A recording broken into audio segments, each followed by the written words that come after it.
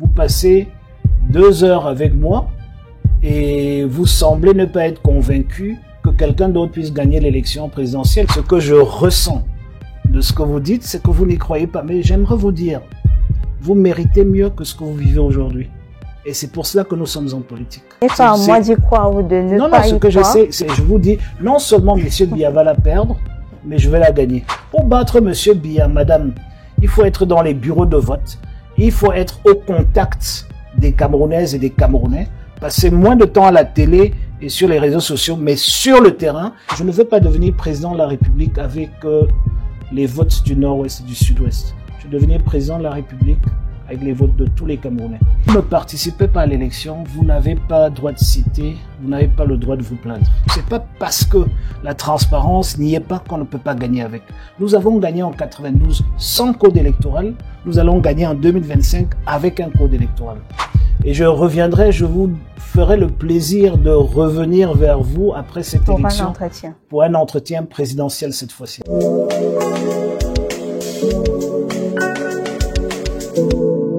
Bonsoir à tous, bienvenue dans ce nouveau format d'entretien présidentiel 2025. Les candidats seront tour à tour face à vous et pour ce deuxième numéro, nous recevons le chairman, l'honorable Joshua Ossi. Bonsoir et bienvenue. Bonsoir et merci de m'accueillir ici. Merci à vous d'avoir accepté notre invitation. Ben écoutez, c'est un plaisir de recevoir cette invitation. C'est un peu compliqué avec mon agenda, mais on a trouvé le moment et je m'en réjouis. Voilà. Alors, tout au long de cet échange, nous parlerons de votre parcours, de votre engagement politique et de ce que vous prévoyez pour 2025 au travers de vos propositions en tant que candidat à l'élection présidentielle à venir. D'accord. Avant d'entrer dans le cœur des enjeux politiques, j'aimerais que l'on apprenne à connaître qui est l'homme derrière le candidat. Dites-nous, qui est réellement Monsieur Joshua Ossi? Alors, il n'y a pas un faux Joshua Ossi. Le réel, c'est celui qui est devant vous. Je suis tout d'abord père de famille. Je suis l'aîné d'une fratrie. Je suis chef traditionnel. Je suis député de la nation. Je suis questeur de l'Assemblée nationale. Je suis président national du SDF. Homme d'affaires. Je ne suis pas homme d'affaires. Je suis entrepreneur. Il y a une différence entre les deux. Parce que je ne spécule pas et donc je n'utilise jamais les plateformes politiques pour parler de mes entreprises, tout simplement parce que je trouve que c'est malsain de le faire. Mais il faut savoir que déjà pour tout ce que je fais en dehors de mes entreprises, la plupart de ces activités sont pro bono. Il n'y a pas de salaire comme président national du SDF, il n'y a pas de salaire même comme député, il y a une indemnité qui malheureusement n'est pas à la hauteur de ce qu'attendent les uns et les autres au Parlement. Et donc on est dans l'obligation, quand on est occupé comme je le suis, on est dans l'obligation de mener les activités qui sont les nôtres, c'est-à-dire diriger les entreprises pour pouvoir subvenir aux besoins du quotidien. Je suis aussi un passionné de football, ancien footballeur, ça se voit pas trop, mais c'est les faits. Voilà. Et donc président de club et ancien vice-président de la fédération. Et il y a beaucoup d'autres casquettes, mais je pense que là on est autour de l'essentiel. D'accord. Voilà donc l'homme qui se cache derrière le candidat. Une partie de l'homme. Voilà. Donc, alors, nous dirons pour cette fois homme d'affaires, non, pas homme d'affaires, entrepreneur et homme politique depuis plus de 20 ans. Vous conciliez à la fois ces deux identités. Comment est-ce que vous arrivez à le faire en étant toujours en train de briguer la magistrature? Il faut juste être organisé, il faut se donner le temps, il faut être passionné par ce qu'on fait, il faut comprendre ce qu'on fait. Quand on est passionné, naturellement, on comprend aussi. Et il faut surtout comment dirais-je, prendre le temps de mettre les priorités à leur place. Vous savez, le drame chez beaucoup de personnes, c'est le fait d'inverser les priorités ou de pas reconnaître les priorités. Donc, une fois qu'on suit les priorités qu'on s'est fixées, tout va bien par la suite. C'est vrai, c'est beaucoup de boulot, mais il faut aussi savoir déléguer. Il faut savoir faire confiance aux gens qui vous entourent. Et des fois, cette confiance ne fonctionne pas comme on le voudrait, mais il faut avancer. Alors, qu'est-ce qui vous pousse à vous présenter pour les élections à venir en 2025, octobre 2025? Vous? Alors, moi? Ouais. Moi. Voilà. Pourquoi moi? Non, je dis ça comme ça. C'est un amour profond pour le Cameroun. C'est un amour profond pour les Camerounaises et les Camerounais. Et je suis convaincu qu'on peut faire mieux que ce qui se passe aujourd'hui. Mon expérience politique me permet de croire que je suis à la hauteur des exigences de cette fonction. Il faut dire que il n'y a pas de possibilité d'avoir une expérience de président de la République avant une élection, mais il y a une exigence quand même que pour devenir président de la République, il faut avoir certaines qualités. La première qualité, c'est d'être courageux, de pouvoir prendre des décisions fortes quand elles s'imposent. Une autre qualité, c'est d'être à l'écoute de ceux qu'on veut diriger. Et une autre qualité, c'est d'avoir un projet. Il ne faut pas devenir président parce qu'on va avoir une carte de visite. Il faut devenir président parce qu'on veut apporter quelque chose. Et je pense que ce que je veux apporter, ce que mon parti va apporter au Cameroun est précieux pour ce pays. C'est quelque chose de très important, c'est-à-dire de ramener le pouvoir au peuple, de faire en sorte de casser le système qui nous gouverne aujourd'hui. Et c'est un projet que je porte en moi et c'est un projet que je veux partager. Et je pense que aujourd'hui, les dispositions de la Constitution sont telles que on ne peut que dérouler ce projet si on est président de la République et si on est prêt, et si on a de l'humilité et on est prêt à se dessaisir des pouvoirs que cette même Constitution nous a donnés. C'est-à-dire, je m'explique, aujourd'hui, le président de la République a 99,9% de tous les pouvoirs du pays et donc il faut un président de la République qui comprend que c'est ça le problème, qui comprend qu'il faut casser cela et qui a le courage et la capacité de réduire les pouvoirs qui sont les siens pendant qu'il est président pour faire en sorte que le peuple camerounais reprend en main son pouvoir. Parlons de votre parcours politique au sein du SDF. Dans quelle mesure est-ce que vous pensez que vos contributions sont appréciées au sein de ce parti? Écoutez, vous savez, du moment où vous commencez à faire la politique pour vous faire apprécier, vous n'êtes plus dans la politique, vous commencez à rentrer dans du populisme, dans de l'activisme, dans tout ce qui est autour de la périphérie de la politique. Dans la politique, il faut porter un projet, pouvoir le défendre, pouvoir surtout expliquer le projet pour que les gens arrivent à le comprendre. Et donc, je ne suis pas président national du SDF pour faire plaisir. Je suis président national du SDF parce que le SDF porte un projet très sérieux, un projet très important pour l'avenir de ce pays. Et donc, il faut des hommes et des femmes capables de porter ce projet et de le vendre aux électeurs, les électrices camerounaises pour pouvoir, à travers une élection, arriver au pouvoir et l'implémenter. C'est pour ça que je suis président national, parce que je défends le projet qui est celui de mon parti. Je suis celui qui était au devant de tous les combats sur ce projet-là. Et donc, j'ai été élu. Je suis pas arrivé par effraction. Et si vous voulez avoir une mesure de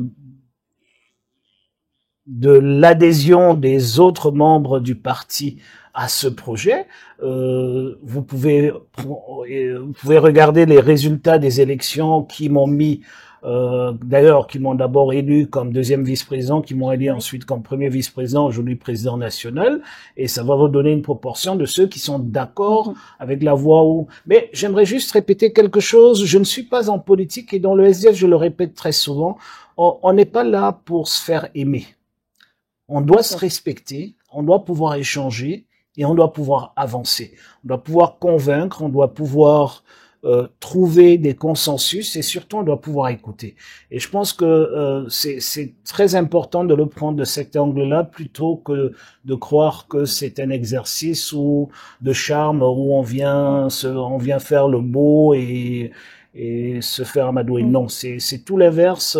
Très souvent, des positions pour avancer sont des positions de compromis, pas de compromission. Et cela a un coût parce qu'il y a beaucoup de gens qui sont très souvent pas d'accord. Donc, il faut pouvoir négocier avec ces personnes-là et les convaincre. Et surtout, il faut que les gens comprennent qu'il faut qu'on avance. Voilà. Le SDF que vous représentez est souvent perçu comme affaibli et en perte d'influence. Quelle est votre réponse aujourd'hui face à ceux qui disent que le FDF a perdu sa position de parti d'opposition, premier parti d'opposition? Écoutez, si vous regardez les faits, je ne sais pas d'où vous prenez ces informations, mais je vous conseille d'être un peu plus ouvert dans les sources. Mais j'aimerais juste... Certains disent, c'est pas un débat, je vous ai écouté, donc vous m'écoutez aussi, c'est ma réponse. Pardon. Donc, c'était juste pour vous taquiner un peu, hein. C'était pas plus grave. que ça. Allons-y. Le SDF est où il est aujourd'hui avec les résultats électoraux pour diverses raisons, des raisons internes que j'assume pleinement. Parce que quand vous êtes en pleine mutation, en pleine transformation d'un appareil politique, il est tout à fait normal que des gens ne s'identifient plus à la direction prise. Il y a des problèmes de management aussi que nous avons eu avec le temps et je l'assume entièrement. Ça fait depuis 2006 que je suis dans le comité exécutif de ce parti dont je suis comptable de tous ces bilans. Il n'y a absolument aucun problème. Mais quand même, si d'un côté on se dit que le processus électoral est biaisé et d'un autre côté on se rend compte que le Conseil constitutionnel, qui est quand même la chambre la plus haute de ce pays, est quand même dit qu'il n'y a pas eu d'élection dans le nord-ouest et le sud-ouest, sachant que naturellement le fief du SDF a toujours été dans ces deux régions qui sont en guerre en ce moment et où il n'y a pas eu d'élection depuis 2018 et le Conseil constitutionnel l'a confirmé par unanimité. C'est quand même un peu réducteur de prendre les résultats électoraux d'après pour mesurer le poids du SDF. Mais là où cela fait mal, c'est que c'est la réalité camerounaise. Qu'est-ce que je veux dire par là? Nous n'avons jamais été fiers d'être leader de l'opposition. D'ailleurs, ça n'existe pas.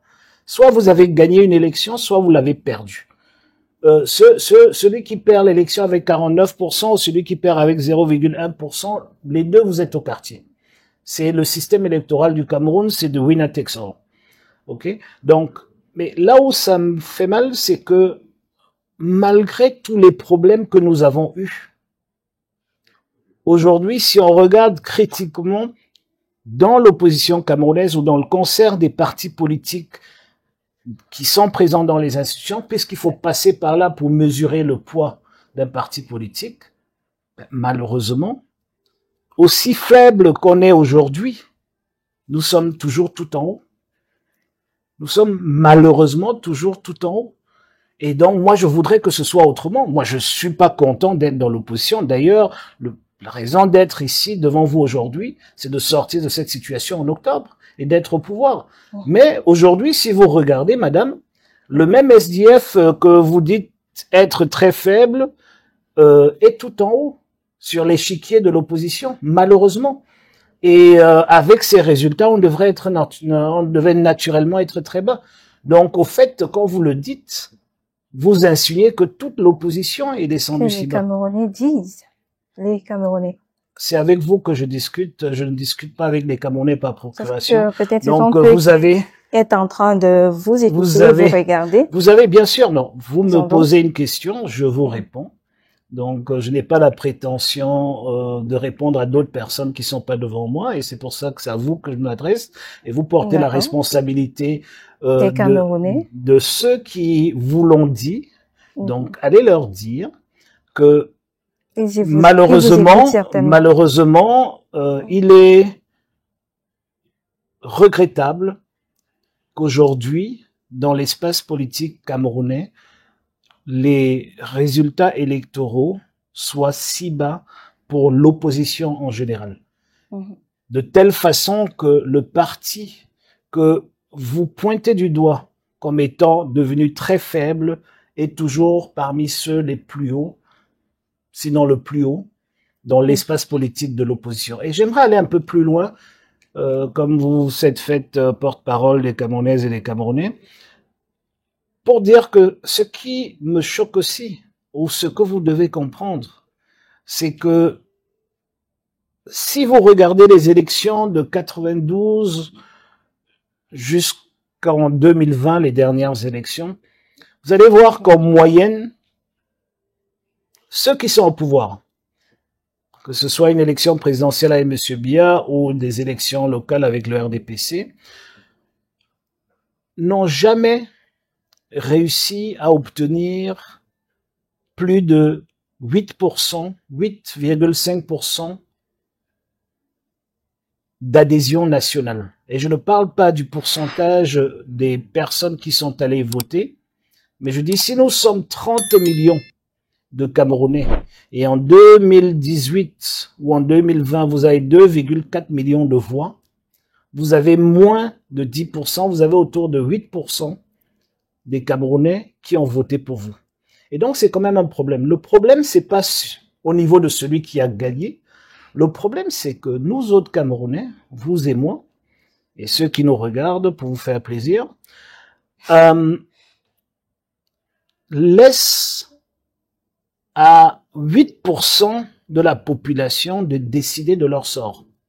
Et c'est ça véritablement le drame que je regrette.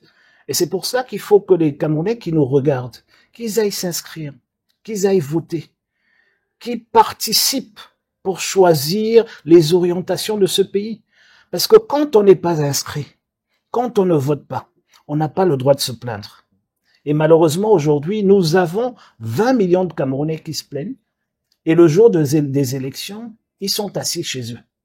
Et c'est pour ça que nous leur demandons de sortir, d'aller s'inscrire, tous ceux qui peuvent. On est conscient qu'il y a beaucoup à cause des problèmes des cartes nationales d'identité, des distances et tout ça qui n'arrive. Mais tous ceux qui peuvent, je les encourage à aller s'inscrire pour sortir de cette spirale infernale et donner une voix à tous les Camerounais. Parce que pour l'instant, il n'y a que 2,4 millions de Camerounais qui dictent leurs lois sur le reste. Et ce n'est pas tenable. C'est ce que nous voyons, toute cette tension que nous voyons, toute cette haine et tout ça dehors, c'est parce que les gens en ont marre qu'une minorité dicte des orientations politiques de ce pays. Votre parcours n'a pas été exempt de critiques. Certains Camerounais vous reprochent de disparaître entre les élections. Comment répondez-vous à cela aujourd'hui? Ben, je ne sais pas de quoi il parle. Vous savez, moi je suis présent, je suis devant vous. Je ne suis pas allé me cacher quelque part. J'ai été élu. J'ai été entre-temps, après 2018, j'ai été élu président national du parti. Avant d'être élu président national du parti, je me suis occupé je me suis impliqué personnellement dans le suivi des soins du feu Chairman, paix à son âme, pendant plusieurs mois. Donc, vous savez, les gens pensent que la vie, c'est sur Facebook et c'est à la télévision. Il y a toute autre vie qui est beaucoup plus importante que celle-là quand vous touchez du doigt les réalités des gens. Entre-temps, j'ai fait plusieurs fois le tour du Cameroun, j'ai fait énormément de voyages dans le monde, j'ai enrichi mon expérience et entre-temps, j'ai gagné une élection législative. Au sein du Parlement, je suis devenu questeur de cette assemblée. Donc, je ne vois pas où j'avais disparu parce que j'étais présent pour tous ceux qui sont autour de moi. Peut-être les gens pensent. Vous savez, il y a des gens qui sont entrés en politique dernièrement qui pensent que la campagne, c'est une chose permanente. C'est-à-dire qu'on est permanemment en campagne, permanemment en train d'essayer de trouver des voies. Non. Il y a une période pour tout. Il y a une période pour la réflexion, il y a une période pour faire 2 pas en arrière, il y a une période pour avancer. Donc moi j'ai été actif. C'était pas du tout facile ces dernières années, en tout cas pas depuis 2018, parce qu'il y a eu beaucoup de choses. J'ai été élu par mes pairs vice-président de la Fédération camerounaise de football. On avait la CAN à organiser, on avait beaucoup d'autres chantiers dans lesquels on était à ce niveau-là. J'avais des challenges au niveau de mon entreprise ou de mes entreprises. Il y a eu le Covid pendant 2 ans ou presque. On a perdu beaucoup d'amis, des membres de la famille. On est tous les jours sur un front que vous ne voyez pas malheureusement. C'est le front de la guerre au nord-ouest et le sud-ouest qui nous interpelle. Tous les jours, des challenges tous les jours, avec des problèmes à régler tous les jours. Je peux vous dire que si vous avez juste à un certain moment, un deuil dans la famille, vous allez vous rendre compte que la chose la plus compliquée aujourd'hui, c'est d'enterrer quelqu'un qui avait souhaité être enterré dans le nord-ouest et le sud-ouest.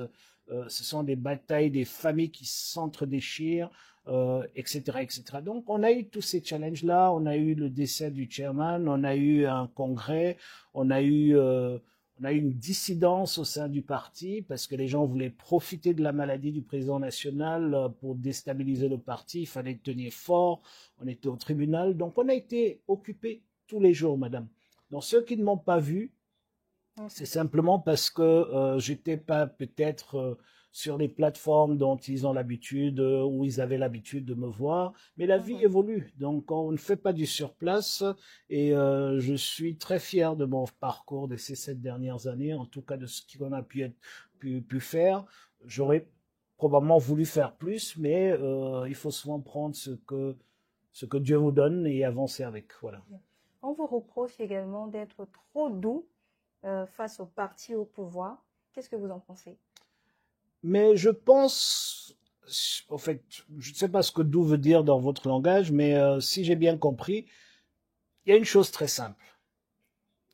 Malheureusement, l'environnement politique ou le débat politique est devenu toxique, tout simplement parce qu'il y a des gens qui ont une idée approximative de ce que c'est que la politique. Vous savez, même quand vous êtes en guerre, à un moment donné, vous devez arrêter. Et pour arrêter, il faut parler à votre ennemi. Je parle de la guerre. En politique, nous sommes des adversaires. Et votre adversaire politique n'est jamais permanent. Et donc, si vous voulez avancer, vous devez pouvoir parler. Vous ne pouvez pas vous insulter et avancer. Ça n'existe pas. Je peux vous dire que aujourd'hui, je n'ai absolument aucun problème à parler avec qui que ce soit sur l'échiquier politique national. Et je parle des hommes politiques et des femmes politiques, tout simplement parce que j'ai du respect pour tout le monde. Ça ne veut pas dire que je suis d'accord. J'ai pas besoin de vous insulter et vous insulter en public pour prouver que ce que je pense est plus juste que ce que vous pensez, que la politique publique que moi je veux pousser en avant est plus importante que la vôtre. Il faut le faire avec des débats d'idées, il faut pouvoir poser les idées sur la table de façon respectueuse, et cela ne veut pas dire que vous êtes doux. Il faut pouvoir donner la main, créer des ponts, plutôt que de construire des murs et se barricader, s'enfermer. Et si M. Biya est au pouvoir depuis si longtemps, c'est parce qu'au fait, le débat politique réel n'a jamais vraiment existé. Donc nous sommes une minorité qui pensons qu'il est grand temps d'arriver vers ce débat, de commencer à parler politique. Qu'est-ce qu'on veut sur tel point, sur tel point, sur tel point, et arrêter de parler de personne. C'est pour ça, par exemple, je n'entre pas dans le jeu des dénonciations. Moi, je dénonce un système, pas des individus. Vous enlevez l'individu X, vous le mettez en prison, vous mettez Y à la place. Il fait la même chose parce que c'est le système, c'est le tuyau qui est troué. Donc, il ne faut pas seulement attraper celui qui vole l'eau qui coule du tuyau troué, mais il faut aussi colmater le trou. Et c'est ce que nous essayons de faire. Nous voulons absolument colmater tous ces trous. Et donc, ceux qui volent l'eau, c'est pas trop notre problème. Bien sûr, il faut une justice, bien sûr. S'ils ont volé ou ils sont corrompus, etc., ils doivent aller en prison, il n'y a aucun doute là-dessus. Mais ce n'est pas ça la raison d'être politique d'un homme politique ou d'un parti politique. La raison d'être politique, d'un parti politique et d'un homme politique, c'est de trouver des solutions. Les solutions, c'est pas de mettre le voleur en prison. Comme je le dis souvent, si tout le quartier a le double de tes clés et entre chez toi tous les jours quand tu es ailleurs pour voler quelque chose, c'est toi le problème, ce n'est plus le quartier. Donc il faut changer de serrure. Et ce que j'essaye de faire, ce que le SDF veut faire, c'est de changer cette serrure. D'accord. Entrons à présent dans le détail de votre programme. Le Cameroun rencontre de nombreux défis, notamment en termes de sécurité, en termes d'insécurité, je vais dire, qui persistent depuis plusieurs années dans les régions du nord-ouest et du sud-ouest, et aussi dans le grand nord du Cameroun, avec les attaques des terroristes Boko Haram. Dans votre programme politique, vous dites mettre fin à ces violences dans ces zones en 100 jours. Comment est-ce que vous comptez vous y prendre concrètement? Alors déjà, j'aimerais corriger la question. Le programme du SDF 2025-2026 dit une chose très simple, en fait, dit une chose très importante, mais on le dit simplement. Nous voulons mettre fin, et nous allons mettre fin à la violence dans le nord-ouest et le sud-ouest en 100 jours. C'est ce que nous avons dit. Parce que là, vous avez ajouté Boko Haram et le terrorisme de Boko Haram et tout ça. Le nord-ouest et le sud-ouest en 100 jours. Voilà ce que nous disons dans notre programme. Et de ce côté-là? J'y arrive. D'accord. Ça vous interpelle, hein, mais j'arrive. Allons-y, notamment, oui. Donc, nous savons, il n'y a aucun parti politique au Cameroun qui connaît mieux le nord-ouest et le sud-ouest que le SDF. Nous avons été touchés dans notre ADN, dans notre fief, par ce qui se passe dans le nord-ouest et le sud-ouest. Et nous comprenons comment sortir du problème. La première des choses, je l'ai dit tout à l'heure, vous ne pouvez pas faire la paix, vous ne pouvez pas arrêter la violence en ignorant votre ennemi. On ne fait pas la paix avec son ami. Quand on fait la paix, ça veut dire que la personne en face, c'est votre ennemi. Et donc, il faut pouvoir se parler. Il faut pouvoir arriver à des accords. Donc, la première des choses, c'est de créer la confiance. Comment est-ce qu'on crée la confiance? C'est en se parlant. C'est en baissant la garde sur 2-3 points. Le premier point que je peux citer ici, il y a des milliers d'enfants du nord-ouest et du sud-ouest, et même d'ailleurs, qui sont en prison aujourd'hui pour cause de cette guerre, qui n'ont pas de sang sur les mains. Ils n'ont rien à faire en prison si on veut régler ce problème, du moins le problème de la violence. Donc, il faut les sortir des prisons pour apaiser la situation. Deuxièmement, il faut parler aux leaders de cette sécession. Qu'on les aime ou qu'on les aime pas, on a l'obligation en tant qu'homme d'État de parler à celui qui crée un problème pour essayer de résoudre le problème. Il faut avoir ce courage-là.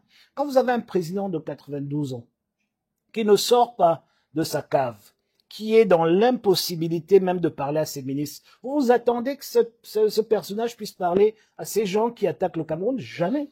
Donc il faut un président de la République qui a la capacité de discuter avec ces gens-là. Ensuite, il faut donner des gages à long terme. Ces gages à long terme, nous le disons qu'en 3 ans, nous voulons avoir un exercice de réconciliation, nous voulons avoir des larges consultations nationales, nous voulons que ces larges consultations aboutissent sur une conférence constitutionnelle qui, au bout des 3 premières années du mandat, nous amène vers un référendum qui, nous le souhaitons, donnera au Cameroun une nouvelle constitution qui prendrait en compte le fait qui nous est le plus cher au Cameroun, c'est-à-dire que le pouvoir revient au peuple et ça s'appelle, en français compliqué, le fédéralisme. Voilà où nous allons. Mais pour y arriver, il y a des étapes. Et nous disons que nous ne pouvons pas faire ce travail de 3 ans pendant que les fusils crépitent. Nous ne pouvons pas faire ce travail de 3 ans pendant que les gens ne se font pas confiance. Donc il faut recréer cette confiance. Il faut prendre le taureau par les cornes et vous avez besoin d'un pilote dans ce cockpit qui a la capacité de le faire, qui a la capacité d'écouter, la capacité de négocier, la capacité de ramener cette paix. Et la dernière chose que j'aimerais vous dire, c'est que la situation dans le nord-ouest et le sud-ouest coûte très cher au Cameroun. Ça coûte à peu près 4 points de croissance aujourd'hui. C'est énorme. Si elle continue, si elle perdure, cette situation, elle risque de nous tirer vers la faillite. Donc, la paix coûte cher. Il faut investir dans cette paix. Il faut se donner les moyens pour y arriver. Et finalement, le fait d'aller vers la paix, le fait d'aller vers la cessation de la violence ne veut pas dire qu'on met de côté la présence des forces de défense et de sécurité. Il faut les renforcer. Et il faut les renforcer de telle façon que ce sont plutôt des forces de paix plutôt que des forces de défense. Il faut sortir de cette posture de la défensive pour aller vers les communautés et trouver des solutions locales pour que ceux qui attaquent ces communautés, qui attaquent nos forces de défense, qui attaquent tout le monde, puissent être neutralisés là où ils sont. Donc, c'est une approche avec plusieurs paramètres et à plusieurs niveaux, plusieurs phases aussi, mais nous savons et nous sommes conscients que c'est une lourde tâche, mais nous savons que nous pouvons le faire en 3 mois, un peu plus que 3 mois. C'est pour ça que nous nous sommes donnés symboliquement 100 jours. C'est pour arrêter la violence. Et maintenant, je répète ce que j'ai dit tantôt, pour régler le problème, il faudrait qu'il y ait un nouveau contrat social entre les Camerounais. Et cela ne peut qu'arriver si on se parle. Et nous nous donnons 3 ans pour écouter 30 millions de Camerounais, pour faire le tour du pays, pour donner le micro à chacun, pour qu'on se dise, voilà où on va aller. Pendant ce temps, on fait un exercice de réconciliation qui n'est pas limité au nord-ouest et au sud-ouest, mais les Camerounais doivent se réconcilier avec eux-mêmes. Il y a tellement de choses qui sont passées que si on passe par une justice transitionnelle, je pense qu'il faudra le stade de Japoma comme prison à Douala et le stade Olembe Paul Biya comme prison à... Non, c'est impossible. Donc, il faut qu'on puisse se pardonner et qu'on se donne les outils et les mécanismes nécessaires pour que ce pardon existe. Et repartir sur des nouvelles bases et se donner finalement une deuxième république avec une deuxième constitution. En 100 jours, ce sera uniquement non, ça c'est en 3 ans. Première partie. Ces 100 jours, c'est pour faire cesser la violence dans le nord-ouest et le sud-ouest. Oui, Joshua aussi, président de la République, ira faire une interview avec vous au 101e jour de son mandat, en plein fief du nord-ouest et du centre, dans un coin comme Mundemba ou Wom ou Kumbo, pour vous dire, madame, vous voyez, je vous ai dit, vous pouvez maintenant venir ici, sans mettre de gilet pare-balles, sans mettre de casque, vous pouvez vivre normalement ici, comme dans le reste du Cameroun. Et vous êtes sûr à 100% que c'est réaliste, ça va arriver, malgré le fait qu'il soit terriblement en colère? Qui est en colère? Cette communauté qui... Vous savez, la première chose qui crée la colère, c'est la médisance, c'est les égos surdimensionnés de ceux qui gouvernent ce pays, c'est le fait qu'on ne vous écoute pas, c'est tout ça qui crée la colère. La colère n'est pas quelque chose qui croît en vous.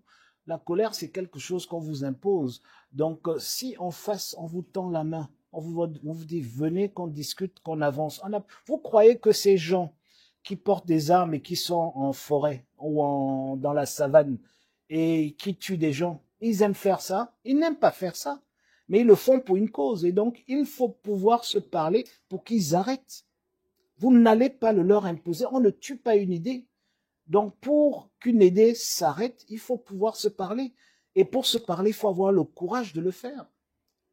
Pourquoi vous pensez qu'ils voudront vous parler, vous écouter, pour calmer les tensions? Parce que j'irai vers eux. Parce que je ferai tout ce qui est en mes pouvoirs en tant que président de la République pas pour les ramener à la raison, mais pour les ramener vers la paix.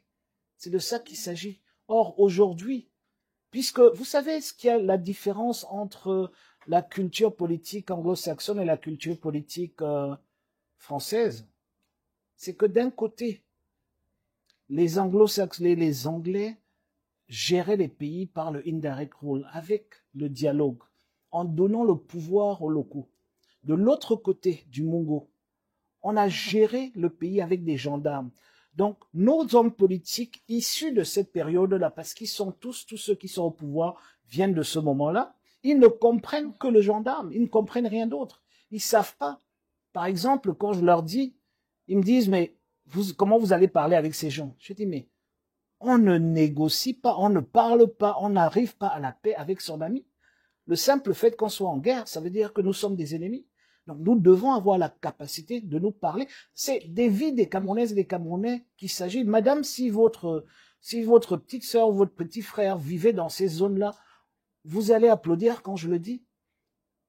Vous ne pouvez que poser des questions comme vous le posez et créer le doute dans vos questions parce que vous vous sentez pas concerné. Mais quand vous êtes concerné dans votre chair par ce qui se passe en tant que Camerounais d'abord et en plus ressortissant du Sud-Ouest, vous comprenez mieux qu'il y a une voie. Et c'est la seule voie qui existe. Il n'y a encore eu aucune guerre qui n'a pas fini par des accords autour d'une table. Ça n'existe pas. Donc toutes les guerres finissent par là. Toutes. En général, comme on le dit, on sait quand on commence une guerre, on ne sait pas quand on finit. Et il y a une chose qui est constante dans toutes les guerres, il n'y a jamais de vainqueur. Il y a toujours de vaincus, d'une façon ou d'une autre. Donc, ce que nous disons, c'est que nous avons la capacité, nous avons les ressources et la volonté de régler ce problème. Le côté violence en 100 jours et le côté politique en 3 ans.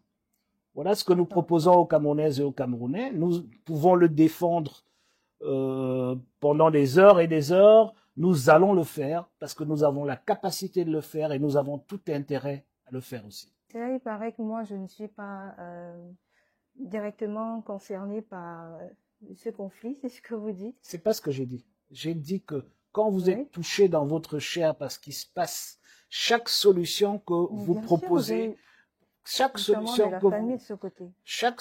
que vous proposez pour amener la paix dans le nord-ouest et le sud-ouest, amener la paix, c'est même trop, cesser la violence dans le nord-ouest et le sud-ouest, chaque solution est acceptée parce qu'il faut avancer. Pour l'instant, on est dans le statu quo, madame, depuis plus de 7 ans. Et il faut que ça s'arrête. Ce statu quo ne peut plus continuer.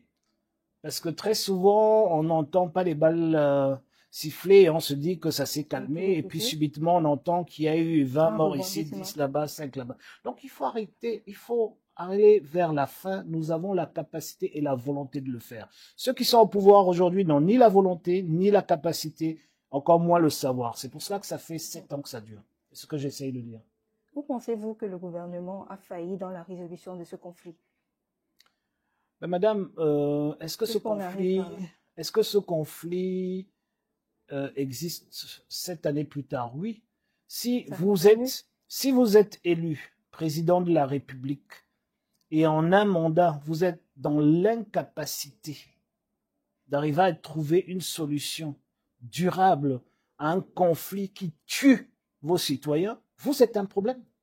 C'est pour ça que de façon très simple, je dis, il n'y a pas de problème anglophone à Buea, il y a encore moins un problème anglophone à Bamenda. Le problème anglophone est à Etoudi. Et c'est pour ça qu'il faut changer Etoudi.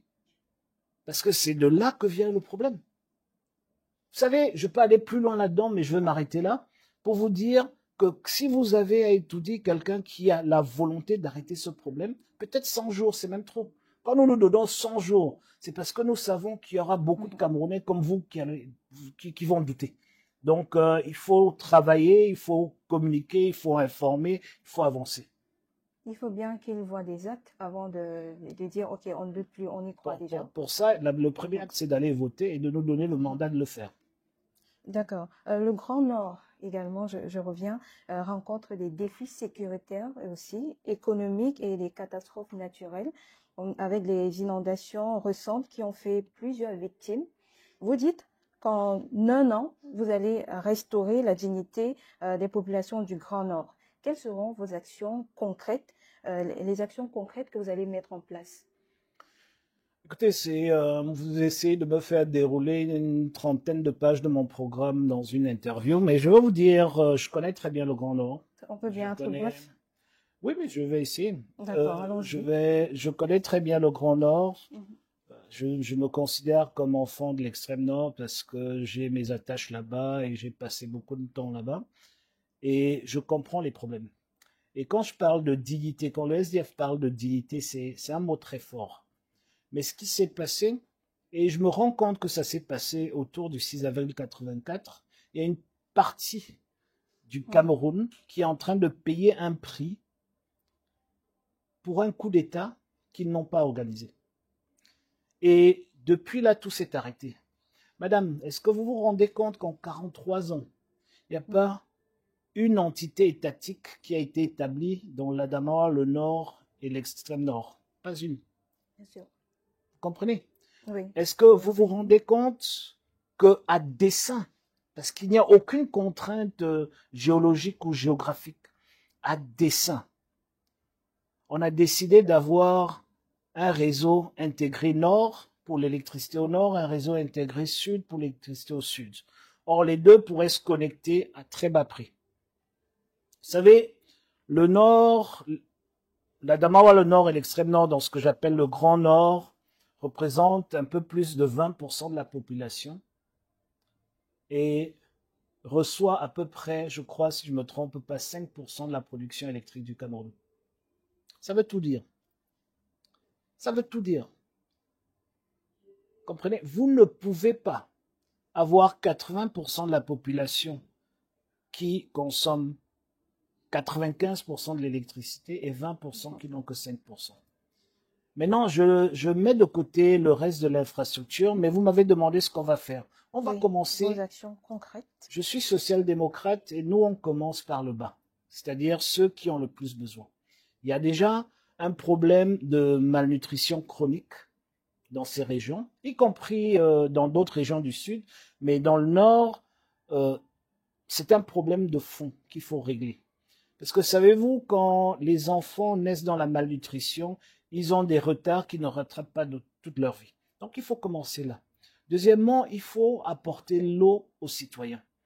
Contrairement à ce qui se passe aujourd'hui, où malheureusement les mères de famille sont obligées de marcher des fois jusqu'à 15 km pour trouver de l'eau. Et nous avons les moyens en 2025 d'apporter de l'eau dans chaque village du Grand Nord. Il faut y aller. Et surtout, ce qu'il faut comprendre, madame, c'est que il faut une sorte, j'aime pas utiliser le terme, mais une sorte de plan Marshall pour le Grand Nord. Donc, une volonté politique de donner des priorités de rattrapage. Et c'est de ça qu'il s'agit. Quand je parle de restaurer la dignité des populations du Grand Nord, c'est que volontairement, le gouvernement doit faire plus dans le Grand Nord pour rattraper l'écart avec le reste du pays. Il n'est pas pour aujourd'hui le circuit classique d'un jeune dans le Grand Nord, c'est de se battre et finir ses études à 45 degrés à l'ombre dans les salles de classe chaudes, et puis ensuite avoir son diplôme et puis prendre le train pour aller au sud pour trouver du travail. Il faut arrêter ça. Il faut amener le travail là où il est. Et il y a beaucoup comment dirais-je, il y a beaucoup de projets que nous proposons et que nous allons suivre. Il y a le projet Transaqua qui, pour moi, à mes yeux, est très, très important pour le bassin du lac Tchad. Vous savez que le gouvernement regarde, le lac Tchad n'a plus que 5 ou 10% des eaux qu'il avait il y a 60 ans. Et le gouvernement regarde comme si de rien n'était. Mais le lac Tchad regroupe 50 millions de personnes. Le lac Tchad, un peu plus large, c'est le double de la population du Cameroun. C'est une bombe à retardement. Donc, il faut ramener l'eau dans le lac. Et comment on le fait avec le projet Transaqua? Il faut la mobilité. Aujourd'hui, les produits sont plus chers. En fait, la population la plus pauvre du Cameroun est à l'extrême nord. Et les produits les plus chers du Cameroun sont à l'extrême nord. C'est une volonté du gouvernement. Et ce n'est qu'un gouvernement, un autre gouvernement qui peut changer cela. Et il faut prendre des mesures strictes et fermes pour y arriver.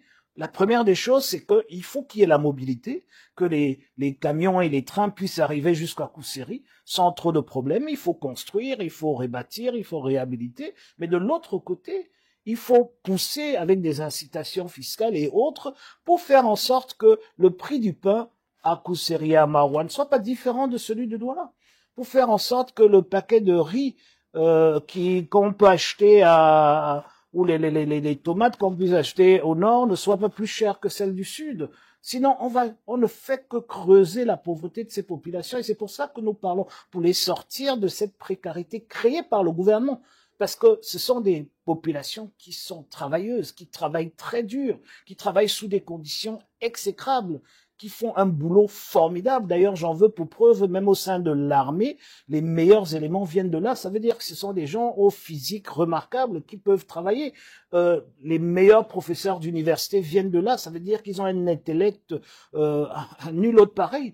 Mais si vous voyez le résultat, vous comprenez qu'il y a un gouvernement qui est en train de les punir. Et c'est cette punition qu'il faut arrêter et il faut corriger cette punition-là. C'est-à-dire qu'il faut qu'on se rende compte qu'on a puni ces gens pendant presque 41 ans. Et donc, ces 4 siècles doivent être rattrapés et il faut mettre plus de développement dans ces 3 régions que dans le reste pour qu'ils rattrapent l'écart.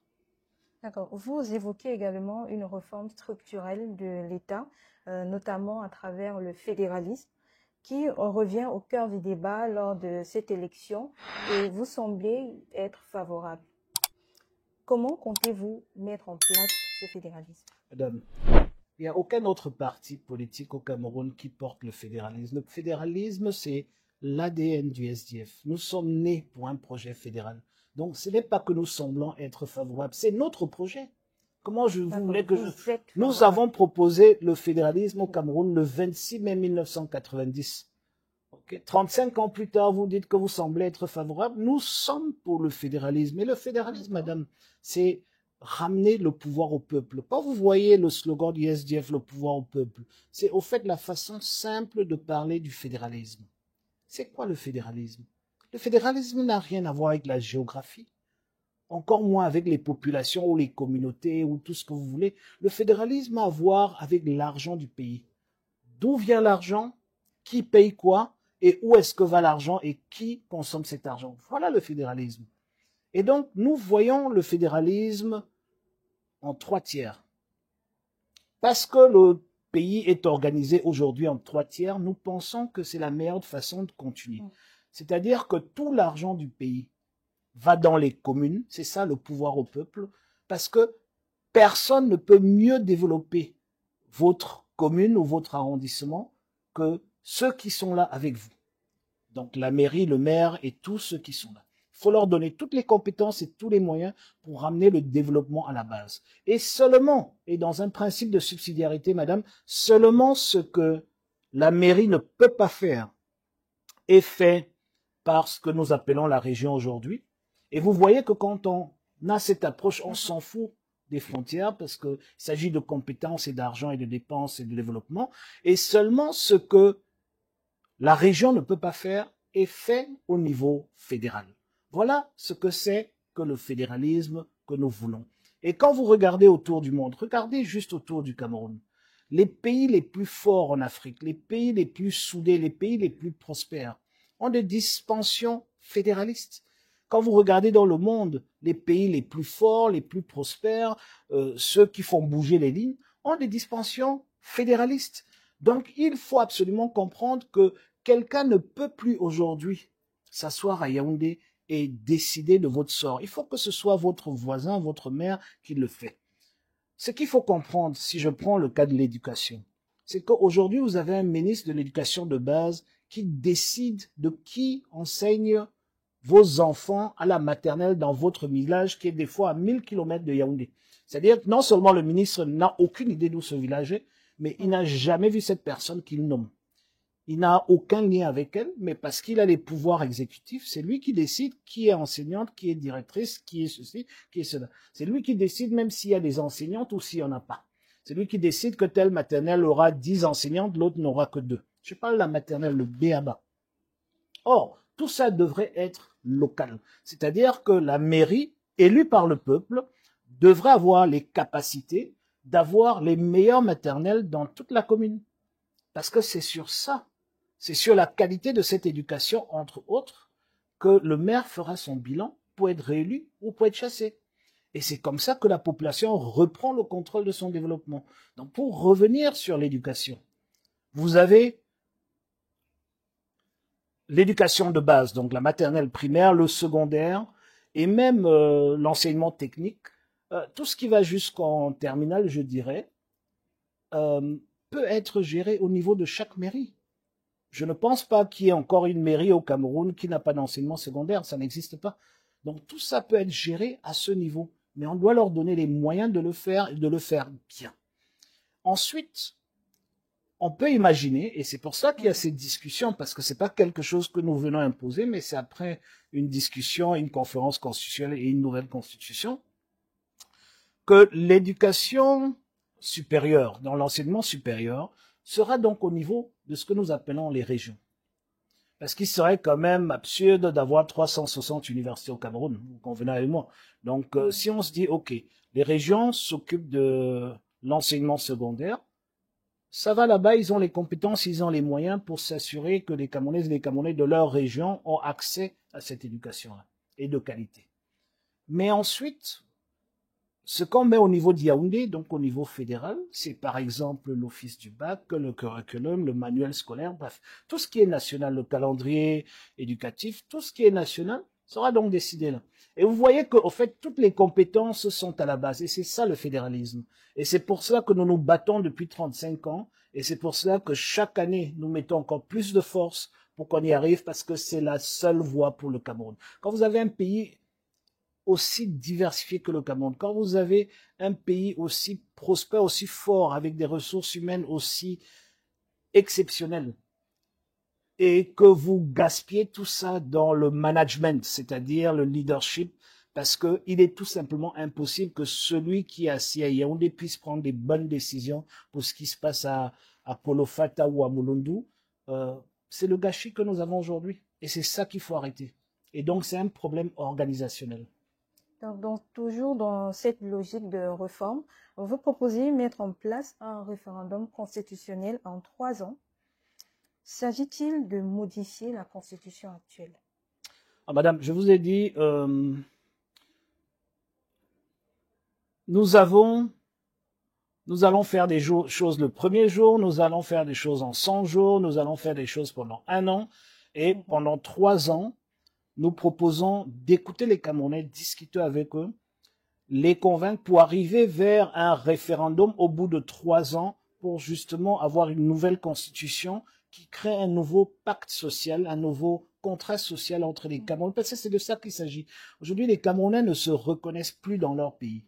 Donc, il faut créer un nouveau pacte social, un nouveau contrat social entre les populations camerounaises et le pays, et cela ne peut que se faire à travers une nouvelle constitution. Quand nous parlons de fédéralisme, c'est parce que ça doit être dans la constitution. Donc, nous voulons avoir une discussion large, que 30 millions de Camerounais participent à cette discussion, qu'on se réconcilie et qu'on arrive vers une conférence constitutionnelle où cette nouvelle constitution est écrite et proposée par voie référendaire et pas imposée par un parlement de gens qu'on a choisis, mais par voie référendaire pour que les Camerounaises et les Camerounais puissent choisir si oui ou non ils veulent sortir du statu quo pour aller vers quelque chose qui nous fait avancer. Et une fois qu'ils auraient choisi oui, c'est ce que je souhaite, nous aurons donc les 4 dernières années du mandat pour l'implémenter, pour nous assurer que tout ce qui est dans la Constitution avant la fin du mandat soit réalisé. C'est-à-dire que vous pouvez le toucher, que ce soit palpable. Une forme de dialogue national en 3 ans? Vous pouvez appeler ça ainsi. C'est une conversation. Vous savez, un dialogue, c'est entre deux. Quand 30 millions de personnes se parlent en français, c'est plus un dialogue. Donc, c'est une conversation. Donc, conversation nationale, on va dire. Encore une fois, on tombe dans le piège des clichés. Je ne suis pas pour la définition de ce qu'on veut. Je vous dis, vous pouvez l'appeler comme vous voulez. On va donc l'appeler dialogue national en 3 ans.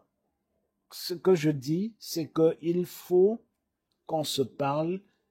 Nous, au pouvoir, nous aurons l'obligation d'écouter pour que tous les Camerounais se retrouvent dans ce nouveau contrat social. C'est ça qui est important. Comment est-ce qu'on l'appelle? On peut l'appeler la grande conversation camerounaise. Vous pouvez l'appeler comme vous voulez, mais l'important, c'est que les gens se retrouvent et que tout le monde soit écouté. Que toutes les idées, il n'y a pas de mauvaises idées.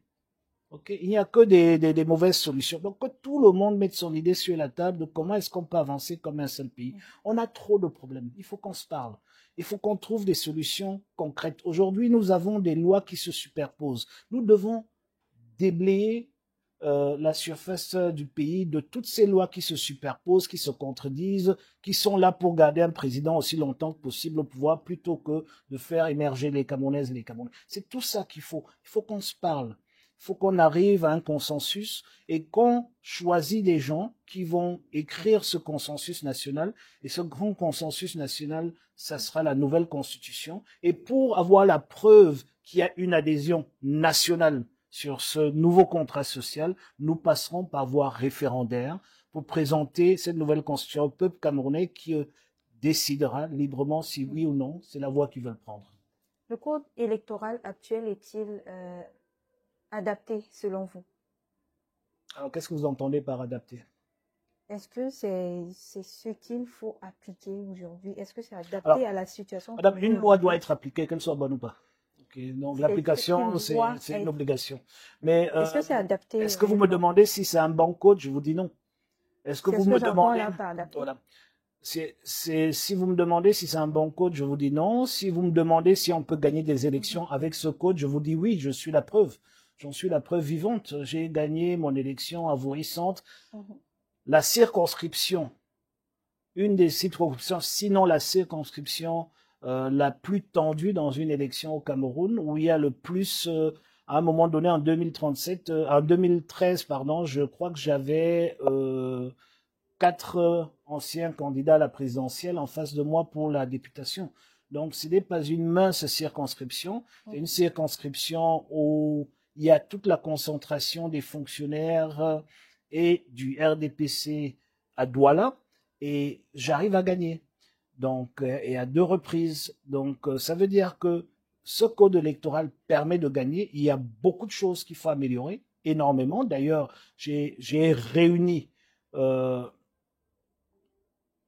des partis d'opposition, des leaders de l'opposition, et nous avons travaillé pendant près d'1 an sous le leadership de l'honorable maire Patricia Ndamjoya, qui a fait un excellent travail, notre porte-parole, et qui, et au sortir, on a eu un code électoral consensuel, parce que mon point de vue, c'était que, au fait, quand un parti parle du code électoral, il parle d'une chose, un autre parti parle d'autre chose. Donc, il fallait qu'on ait un consensus là-dessus sur comment est-ce qu'on entend que ce code électoral doit être. Et nous avons fait ce travail. Cela veut dire que nous savons que ce code électoral n'est pas bon. Je pense que même Elekam sait que ce code électoral n'est pas bon. Je crois que s'il est un tout petit peu honnête, même le président de la République sait que ce code électoral n'est pas bon. Mais ce que j'aimerais vous dire, c'est qu'en année électorale, c'est comme pendant la Coupe du Monde, on ne cherche pas à changer les arbitres, on fait avec les arbitres qu'on a. Il faut sortir les Camerounais de la précarité, c'est tout un pan de notre programme. Et nous avons plusieurs volets. Mais celui que j'adore et dont j'ai pu toucher du doigt les réalités au niveau du Brésil, notre camarade, le président Lula, a pu sortir, je crois, si je me trompe pas, presque 30 ou 60 millions de Brésiliens de la pauvreté.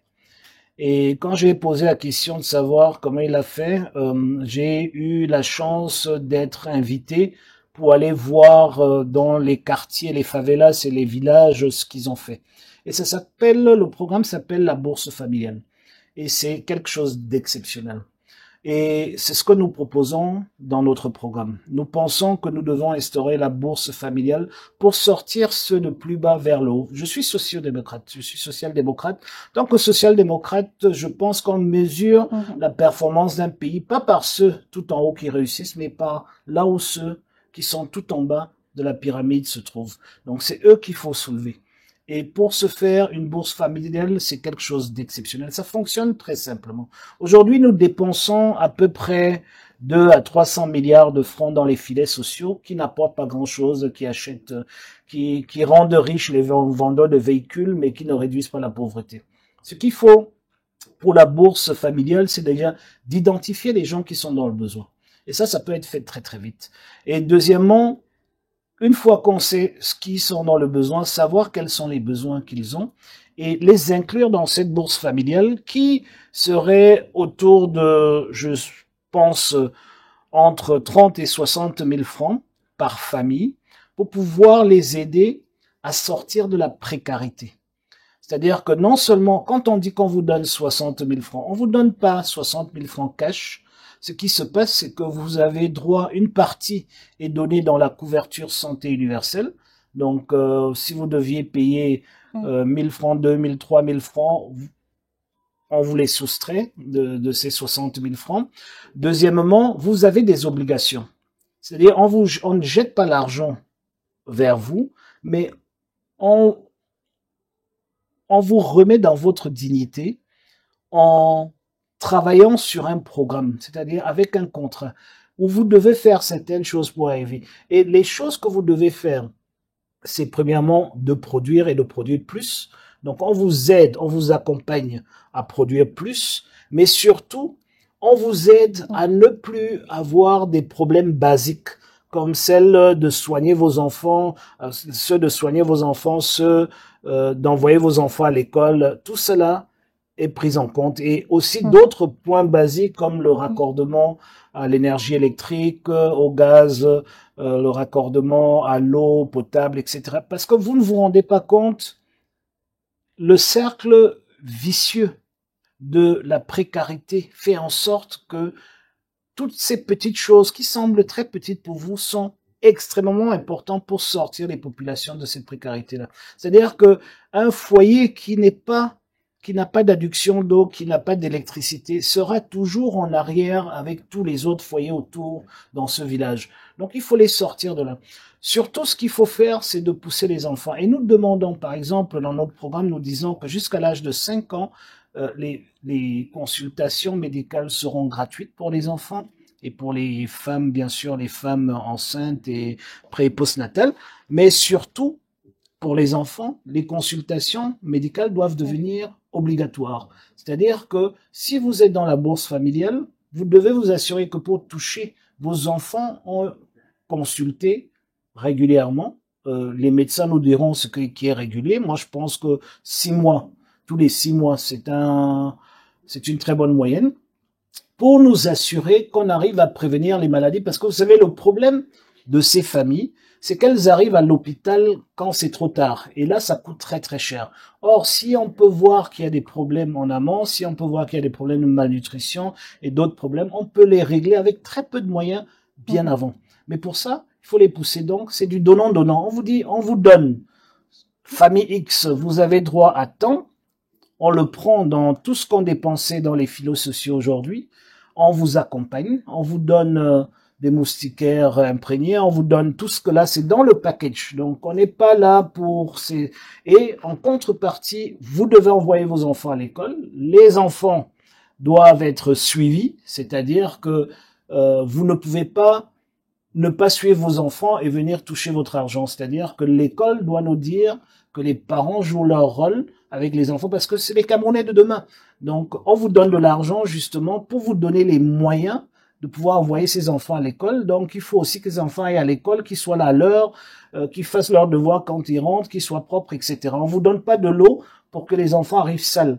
On vous donne de l'eau pour que les enfants arrivent propres. Donc, je pourrais en parler longuement, mais le point sur lequel j'aimerais terminer, c'est que la bourse familiale a ce site particulier et qui m'a beaucoup marqué, c'est que le reste de l'argent qu'on remet en cash, et quand on le remet en cash, on ne le remet pas en numéraire, mais on le remet de façon soit digitale avec l'un des opérateurs téléphoniques qui en fait, ou alors avec une carte bancaire. C'est pour l'inclusion financière, c'est-à-dire c'est pour tirer la famille vers la microfinance, c'est pour tirer la famille vers tout cela. Là, vous parlez de ce que vous avez vu ou ce que vous ce qui est dans faire. notre programme, madame. Bien. Et donc, le reste de cet argent est remis à la femme au foyer et pas à l'homme. Parce que l'expérience montre que quand ces familles sont dans la précarité, quand cet argent qui est nécessaire pour sortir de la précarité est mis entre les mains de la femme, il y a beaucoup plus de chances que ces familles sortent de la précarité que quand c'est mis entre les mains des hommes. Donc voilà le programme. Il est encore plus détaillé dans notre programme et voilà comment il se présente. Puis deuxième chose, c'est que nous sommes un pays, madame, béni des dieux. Je connais très peu d'Africains et d'ailleurs de personnes dans le monde entier qui ne souhaitent pas être Camerounais. Tout ce que nous n'avons pas, c'est le leadership. Nous avons le reste. Nous avons un sous-sol scandaleusement riche. Nous avons une géographie exceptionnelle. Nous avons un soleil, nous avons de l'eau, nous avons tout ce que les autres souhaitent avoir, nous avons tout. Et nous avons surtout de la ressource humaine. Nous avons un peuple formidable. Mais nous n'avons pas de leadership. Et donc, cette précarité est créée par ce mauvais leadership. Ce n'est pas parce que nous ne sommes pas dans des zones arides, nous avons tout, madame. Et donc, une fois ce leadership changé, des premières choses que nous allons aussi faire, c'est la refonte du foncier. La refonte du foncier, et c'est sur un slogan très simple. Une famille, un titre foncier. Parce que sans titre foncier, vous n'avez rien. Ça n'existe pas. Mais ces lopins de terre n'ont pas de titre foncier. Et donc, ces personnes ou ces familles n'ont pas de moyens. Parce que la seule façon de rentrer dans l'inclusion financière, c'est d'avoir des sécurités. Et ces sécurités, c'est les titres fonciers. Donc, au Cameroun, aujourd'hui, on fait l'inverse parce qu'on l'a hérité du colon. Comme le colon ne voulait pas que les Camerounais aient la terre, on a fait en sorte que pour avoir le titre foncier, il faut dépenser des fortunes.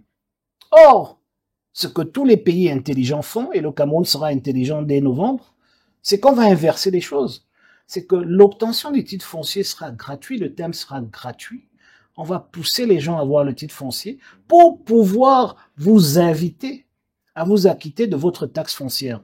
Parce que c'est dans la taxe foncière qu'on doit faire de l'argent, ce n'est pas dans le timbre de l'émission. Et quand une famille, quelle qu'elle soit, à Moutourwa, à Moulundu, à Man, a un titre foncier, elle peut cogner à la porte d'une institution financière, déposer le titre foncier et dire « j'ai besoin de 10 millions pour acheter un tracteur, j'ai besoin de 20 millions pour envoyer mes enfants à l'école, etc. J'ai besoin de 5 millions pour acheter des intrants agricoles, tout ce qu'on veut. » Tout devient subitement possible.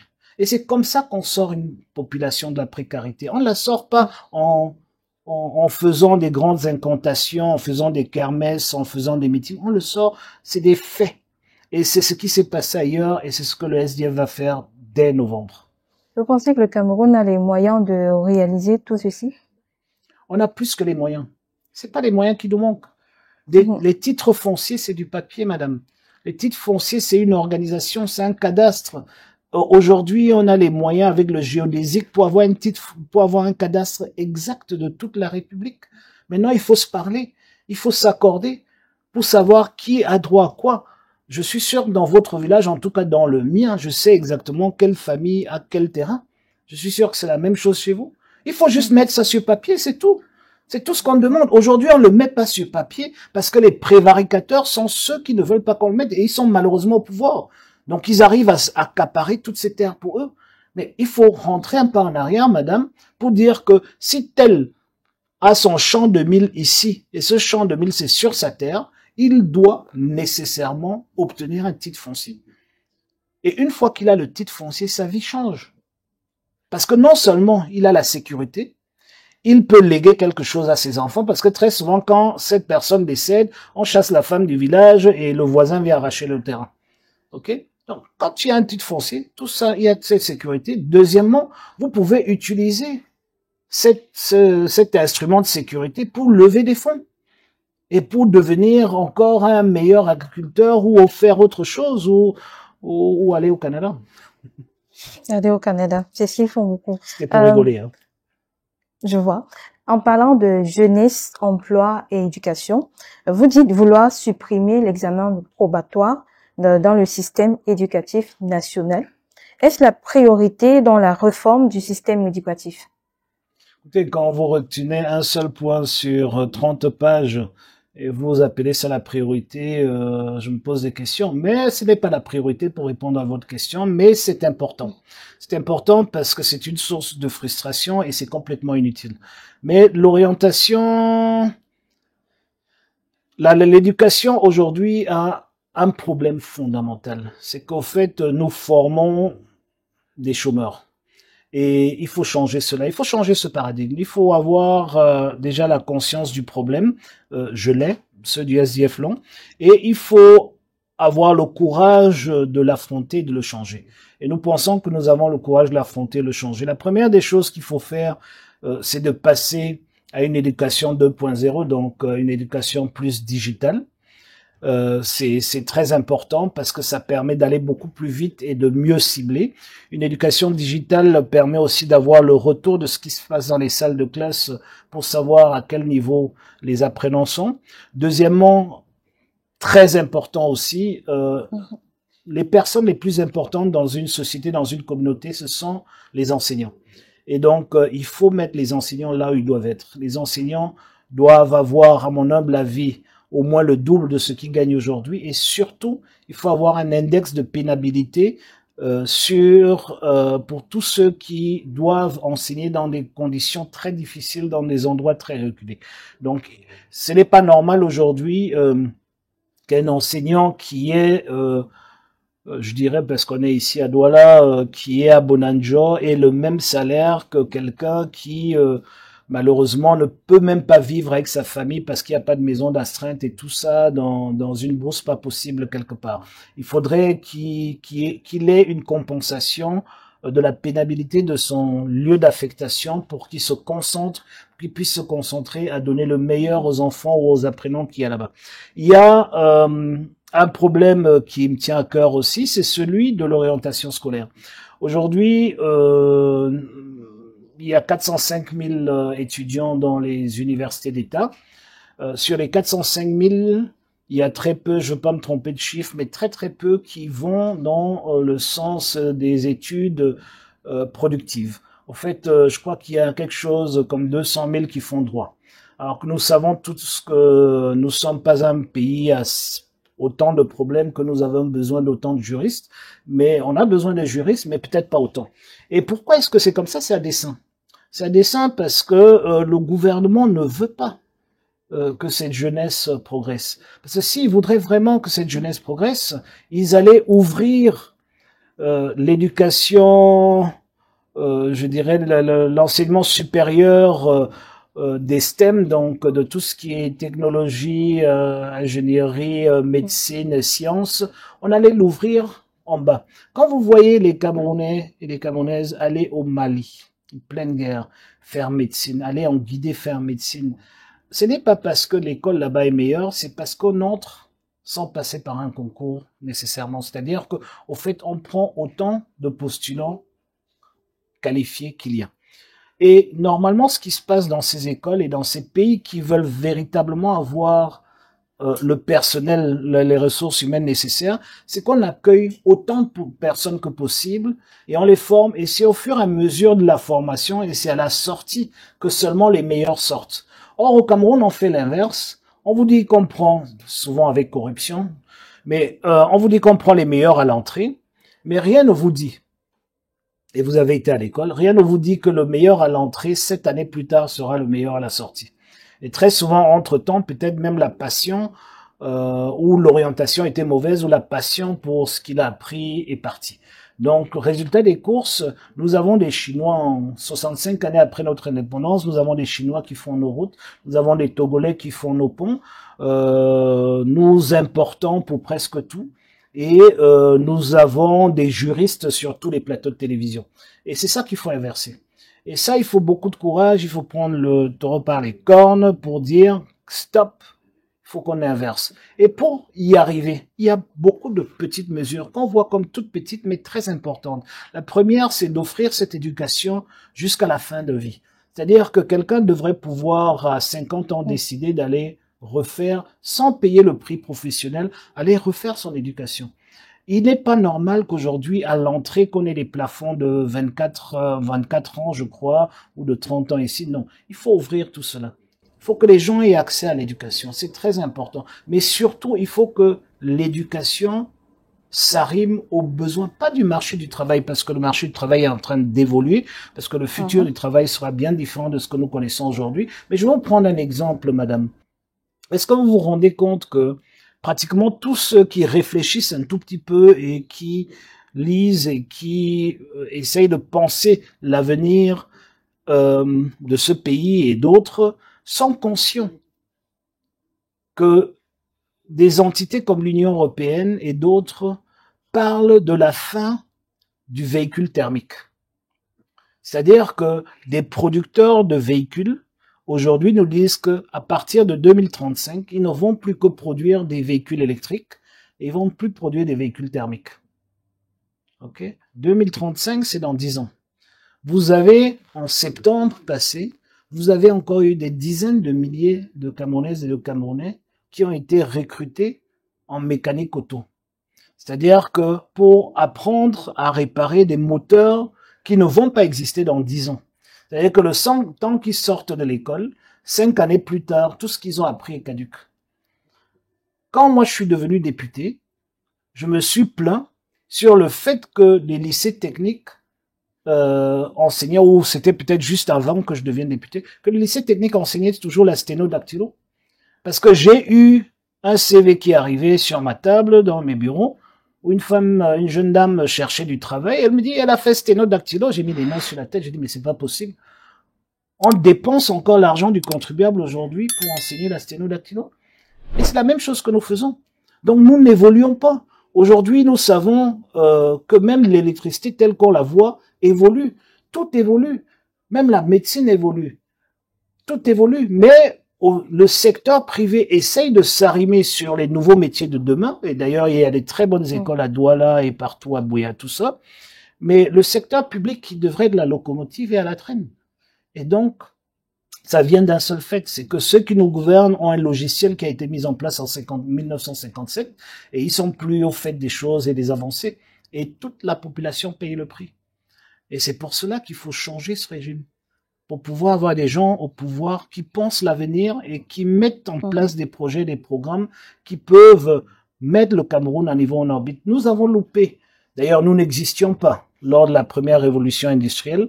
Nous avons loupé la deuxième révolution industrielle. Et là, si nous ne nous décidons pas de changer ce régime en octobre, nous allons louper la troisième révolution industrielle parce que ceux qui sont au pouvoir aujourd'hui ne la comprennent même pas.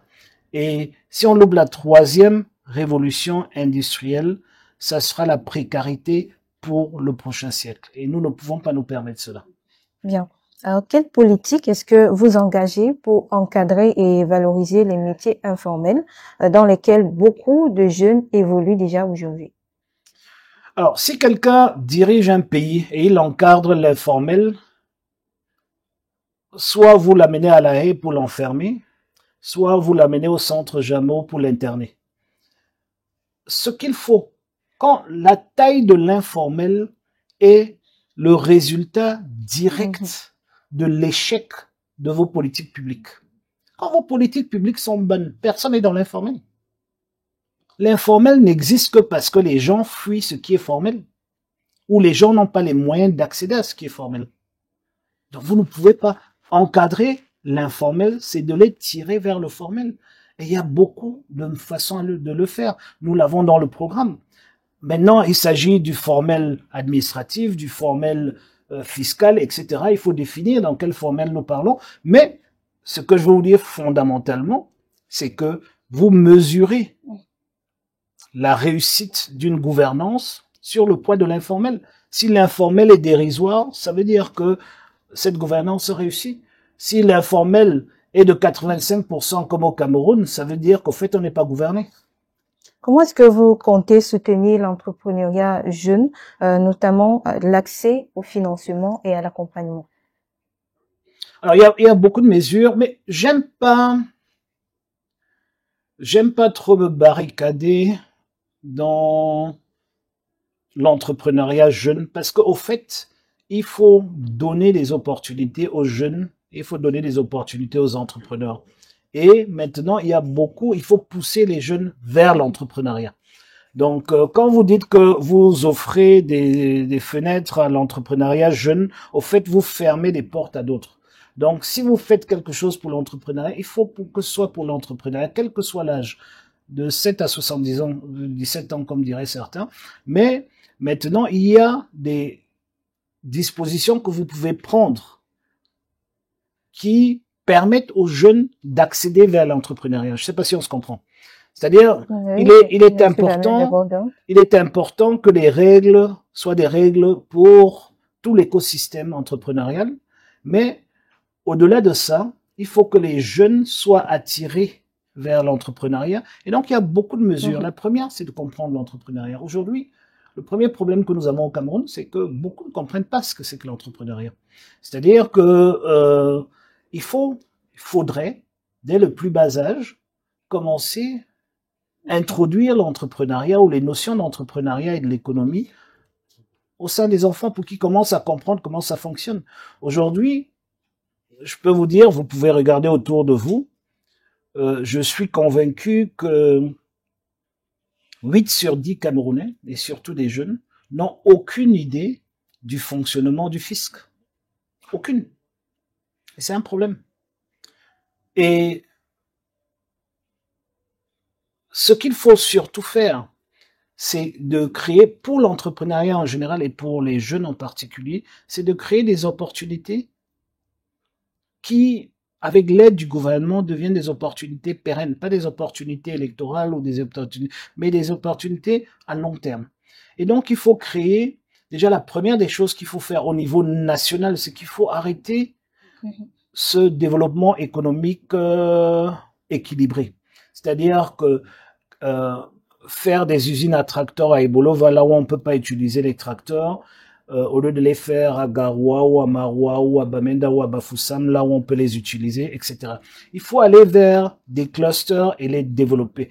Et développer l'éducation et la formation et l'exposition des jeunes dans ces zones-là sur toutes les spéculations, si nous parlons agriculture maintenant, qui sont dans ces zones-là. C'est-à-dire qu'en quelque sorte, tourner nos avantages comparatifs à des avantages compétitifs. Et nous ne pouvons que le faire si nous nous engageons sur une voie certaine, c'est-à-dire que celle de migrer vers une économie du savoir. Et pour ce faire, il faut industrialiser le pays. Parce que voyez-vous, dans tout ce que nous produisons, la valeur ajoutée est industrielle. C'est-à-dire que si vous regardez le cacao, pour faire très simple, 90% de la valeur du cacao, c'est après la plantation. Ce n'est pas avant. Donc c'est quand vous cueillez, vous séchez que la valeur commence à prendre. Et c'est là où la jeunesse doit rentrer. Nous produisons aujourd'hui, nous sommes le 4e producteur de cacao au monde. Si nous décidons de transformer tout ce cacao, si nous décidons de commencer à produire des produits, et si nous formons les jeunes et nous les encourageons avec des incitations fiscales et d'autres pour aller dans ce secteur-là. Et encore une fois, on ne cherche pas à faire en sorte que dans l'extrême nord où il n'y a pas de cacao, qu'on devienne des champions de cacao. On va là où il y a le cacao. Dans le sud-ouest et le centre, peut-être un peu le sud, etc. On crée un écosystème favorable à cela. Et on les pousse là-dedans. Et on a un objectif. C'est que, au lieu de s'accrocher aux 10% des recettes du cacao, étant 4e producteur mondial, on va essayer de s'accrocher sur les 60% des recettes. Parce qu'il y a 40 à 50% des recettes qui sont après la cueillette, après qu'ils soient séchés. C'est toute la transformation et tout ce qui suit. Ce n'est que comme ça qu'on peut offrir du travail à tout le monde. Et aller plus loin. L'industrialisation, je l'ai dit tantôt, le digital, c'est un immense boulevard qui est ouvert à nous aujourd'hui. Aujourd'hui, nous savons que pratiquement un jeune ou 2 jeunes sur 10 a le potentiel et la capacité de travailler dans le digital, c'est-à-dire que d'offrir ses services au monde. Mais pour y arriver, vous ne pouvez pas avoir le digital quand les Camerounaises et les Camerounais doivent payer l'Internet. L'Internet n'est pas une source de revenus. C'est les services qu'on offre auprès de l'Internet qui devraient rapporter de l'argent à l'État. Donc nous devons pouvoir donner l'accès aux jeunes à des bandes passantes respectables pour faire en sorte qu'ils puissent vraiment s'ancrer dans cette transformation digitale que nous souhaitons et s'ancrer là-dedans pour devenir des pointes. Aujourd'hui, quand je vois ce qui se passe avec la Silicon Mountain à Buea, avec le gouvernement tout entier qui est contre eux, c'est-à-dire qu'ils ont même réussi l'exploit de fermer l'Internet à Buea pendant 1 an. Et quand vous regardez comment la ville de Buea croît, il n'y a aucun endroit au Cameroun où il y a autant de richesses qu'à Buea. D'ailleurs, il y a un collègue député qui me disait l'autre jour que c'est l'endroit où les denrées sont les plus chères au Cameroun. Parce que vous avez aujourd'hui, on estime à 3-4 000 jeunes Camerounais qui sont des codeurs, qui travaillent dans cet écosystème, qui travaillent pour des firmes comme Google, qui ont des salaires de 2, 3, 4, 5, 6, 10 millions de francs, et qui sont capables d'acheter des belles voitures, construire des maisons, et payer le prix qu'il faut pour les denrées, et dont le reste de la population est en train de souffrir. Mais c'est bien, parce que voilà la voie. Et si 2-3 000 personnes peuvent, 3 000 jeunes peuvent le faire à Buea, on a deux choses. Soit on crée une véritable Silicon Mountain avec les moyens d'État, ou alors on généralise dans tout le pays. Mais moi, je pense que créer une Silicon Mountain, c'est beaucoup plus indiqué, parce qu'au fait, ça vous crée un écosystème et ils sont tous ensemble, ils se parlent entre eux, etc. et c'est connu. Donc, rien qu'au niveau digital, des milliers d'emplois peuvent être créés, des centaines de milliers d'emplois peuvent être créés, mais il faut la volonté, il faut le savoir. Donc, quand vous avez un gouvernement où il y a pratiquement pas de ministre qui a une adresse email, où vous entrez dans les bureaux des gens, ils n'ont jamais ouvert un laptop, où vous envoyez des messages aux gens et ils bagarrent avec leur téléphone pour pouvoir le lire, vous ne pouvez pas utiliser ces gens-là pour une transformation digitale de votre pays, c'est impossible. Et il y a beaucoup d'autres secteurs. Il y a le tourisme, par exemple. Le tourisme est le premier employeur dans le monde. Et ce n'est pas normal au Cameroun, avec tout le potentiel que nous avons, que des jeunes Camerounais soient au chômage, avec tout ce potentiel-là. Il est très important de la remettre dans la nation et cela passe par des mesures. L'une des premières et immédiates mesures, c'est d'arrêter avec l'absurdité de la pénalisation d'une double nationalité. Ces gens ont plusieurs nationalités, pas parce qu'ils n'aiment pas le Cameroun, mais parce que les autres nationalités leur donnent peut-être des opportunités que le Cameroun ne donnait pas en son temps et aujourd'hui, mais ils sont fondamentalement des Camerounais. Donc je pense que c'est une immense opportunité qu'on met de côté. Vous savez, en 68, janvier 68, quand Aïdjo met en place cette ordonnance, c'était pour lutter contre les leaders de l'UPC qui avaient des passeports algériens, guinéens, égyptiens, etc. Et c'était pour ça qu'on a mis cette ordonnance en place. Nous ne sommes plus en 68, nous sommes en 2025 et il faut qu'on sorte de là. Parlons à présent de campagne électorale. La campagne électorale demande beaucoup de fonds. Comment comptez-vous financer votre campagne? Je compte sur vous. Sur moi ou sur ces Camerounais? Vous et tous les Camerounaises et les Camerounais. Non, mais bien aller écoutez, voter. Quand on va en campagne, il faut d'abord avoir ses fonds propres, il faut avoir la solidarité de son parti et des partis frères et sœurs. Puis il faut savoir lever des fonds pour y arriver. Et donc c'est ce que nous faisons et nous avançons gentiment. Nous sommes un peu en retard avec nos objectifs, mais nous avons grand espoir qu'après cet enregistrement, qu'on aura beaucoup plus de volontaires et j'espère que vous serez une des volontaires à contribuer à cette campagne. Dans une élection où la participation est historiquement faible, quelle stratégie avez-vous mobilisée pour que les électeurs, notamment les jeunes, se mobilisent pour cette élection? Déjà, je ne viens pas parler de stratégie. C'est quelque chose qui ne se partage pas, mais j'aimerais dire que quand vous ne participez pas à l'élection, vous n'avez pas droit de citer, vous n'avez pas le droit de vous plaindre. Ok, c'est ce que je peux dire.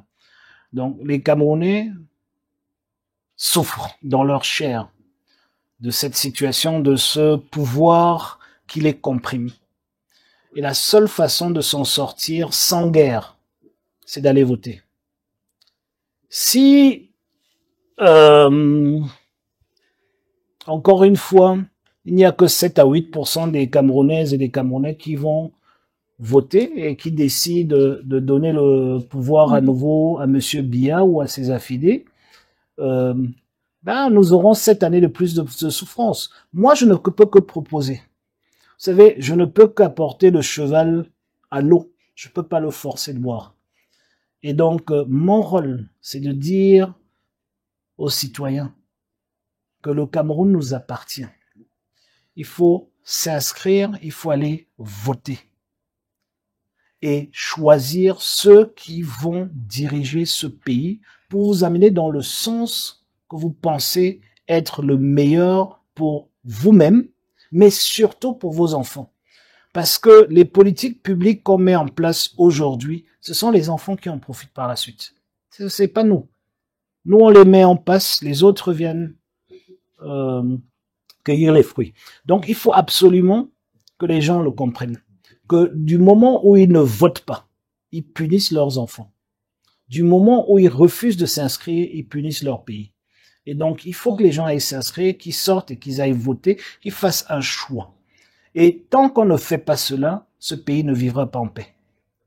D'accord. La base électorale du FCF se situe majoritairement dans le nord-ouest et le sud-ouest, deux régions toujours affectées par le conflit. Dans ce contexte, comment comptez-vous mobiliser vos électeurs? Écoutez, c'est très difficile de les mobiliser en pleine guerre. Nous sommes conscients de cela. Nous avons payé le prix en 2018 et en 2020, mais cela ne nous décourage pas parce que le Cameroun est beaucoup plus grand que tout ça. Et c'est pour ça que nous nous battons jour et nuit. Nous espérons que cette fois-ci, le gouvernement camerounais prendra des dispositions pour permettre aux Camerounaises et aux Camerounais de ces deux régions de voter. Mais si une fois de plus, ils font la sourde oreille et ils ne font rien, au contraire, comme ils l'ont fait en 2020, ils tirent en l'air toute la journée pour que personne ne sorte, dans ce cas-là, nous allons avancer et nous allons avancer avec les résultats que nous aurons. Mais j'aimerais vous dire une chose, c'est que je ne veux pas devenir président de la République avec les votes du Nord-Ouest et du Sud-Ouest. Je veux devenir président de la République avec les votes de tous les Camerounais. Et je pense qu'il est grand temps que nous sortons un tout petit peu de cette politique ethnicisée ou communautarisée, où l'on pense que il faut absolument comment sa base politique doit être absolument là d'où il est originaire. Non, il faut sortir de là. Nous sommes en 2025, nous avons 30 millions de Camerounaises et de Camerounais qui ont soif et qui ont faim et qui veulent travailler. Il faut quelqu'un qui puisse les écouter tous et qui ne vient pas là pour une tribu. Et je pense que aujourd'hui nous avons vu le mal que ça fait quand nous avons des dirigeants qui sont là pour leur tribu. Et il faut qu'ensemble on arrive à sortir de là. Et c'est ça mon espoir, c'est que la jeunesse camerounaise aujourd'hui, dans son immense majorité, qu'elle soit consciente que pour régler le problème de ce pays, tous les Camerounais doivent être ensemble. Vous savez, quand Kousseria a un problème, tous les Camerounais souffrent. Quand Kumba a un problème, tous les Camerounais souffrent. Je vous ai dit à l'entame de cette interview que la crise dans le nord-ouest et le sud-ouest coûte au moins 4 points de croissance au Cameroun. Donc tout le monde paye le prix. Tout l'argent que cette crise consomme, c'est de l'argent qu'on aurait pu envoyer dans les hôpitaux et dans les écoles. Tout l'argent que le Cameroun perd parce que la CDC ne produit pas, parce que la Sonara est à terre, etc. C'est de l'argent qu'on aurait pu utiliser pour nos hôpitaux, pour nos routes, etc. Donc tout le monde doit être conscient de ça, que quand il y a un seul arrondissement au Cameroun qui va mal, c'est tout le Cameroun qui va mal. Est-ce que vous avez réellement espoir de l'emporter malgré cette situation-là? Je suis un peu déçu de votre question parce que je pense que vous m'avez invité ici parce que vous pensiez que j'étais candidat à l'élection présidentielle. Bien sûr. La première des choses qu'il faut pour gagner une élection, c'est de pouvoir être candidat. Je suis un des rares de tous ceux qui disent vouloir être Camerounais, être président, qui est officiellement le candidat de son parti et qui est un parti habilité à présenter un candidat. Donc quand vous me posez cette question, je me pose des questions aussi parce que je suis devant vous parce que je vais être président de la République. Je suis devant vous parce que je serai président de la République. Nous allons vers cette élection en octobre. Nous allons gagner cette élection. Et nous n'allons pas la gagner pour Joshua aussi, ni pour le SDF. Nous allons la gagner pour tous les Camerounais. Parce que, voyez-vous, il est impossible de continuer avec le statu quo aujourd'hui. Et nous sommes l'une des seules voies pour sortir de ce statu quo. Nous avons un projet politique, nous avons un programme politique, nous avons de l'expérience, nous avons le candidat qu'il faut, nous avons un candidat qui écoute, un candidat qui tend sa main, un candidat qui n'est pas là pour insulter les gens. Vous m'avez appelé mou, c'était ça le terme. Mais il faut pas confondre. Il faut pas confondre le fait de pouvoir tendre la main et écouter avec une faiblesse. C'est une très grande force. Au contraire, c'est une très grande force parce que c'est ce qui nous manque dans ce pays. Et donc, nous avons le candidat qu'il faut. Je suis le candidat qu'il faut. Et nous allons vers cette élection. Nous allons à cette élection pour la gagner, pour délivrer ce Cameroun. Et d'ailleurs, le programme du SDF pour 2025 et 2026, c'est que nous avons une mission pour sauver ce pays. Et nous allons sauver ce pays. Parce que c'est une mission de sauvetage que nous nous sommes donnés. Vous étiez peut-être déçu de cette question. Non, mais non, là, je il suis pas s'agit déçu.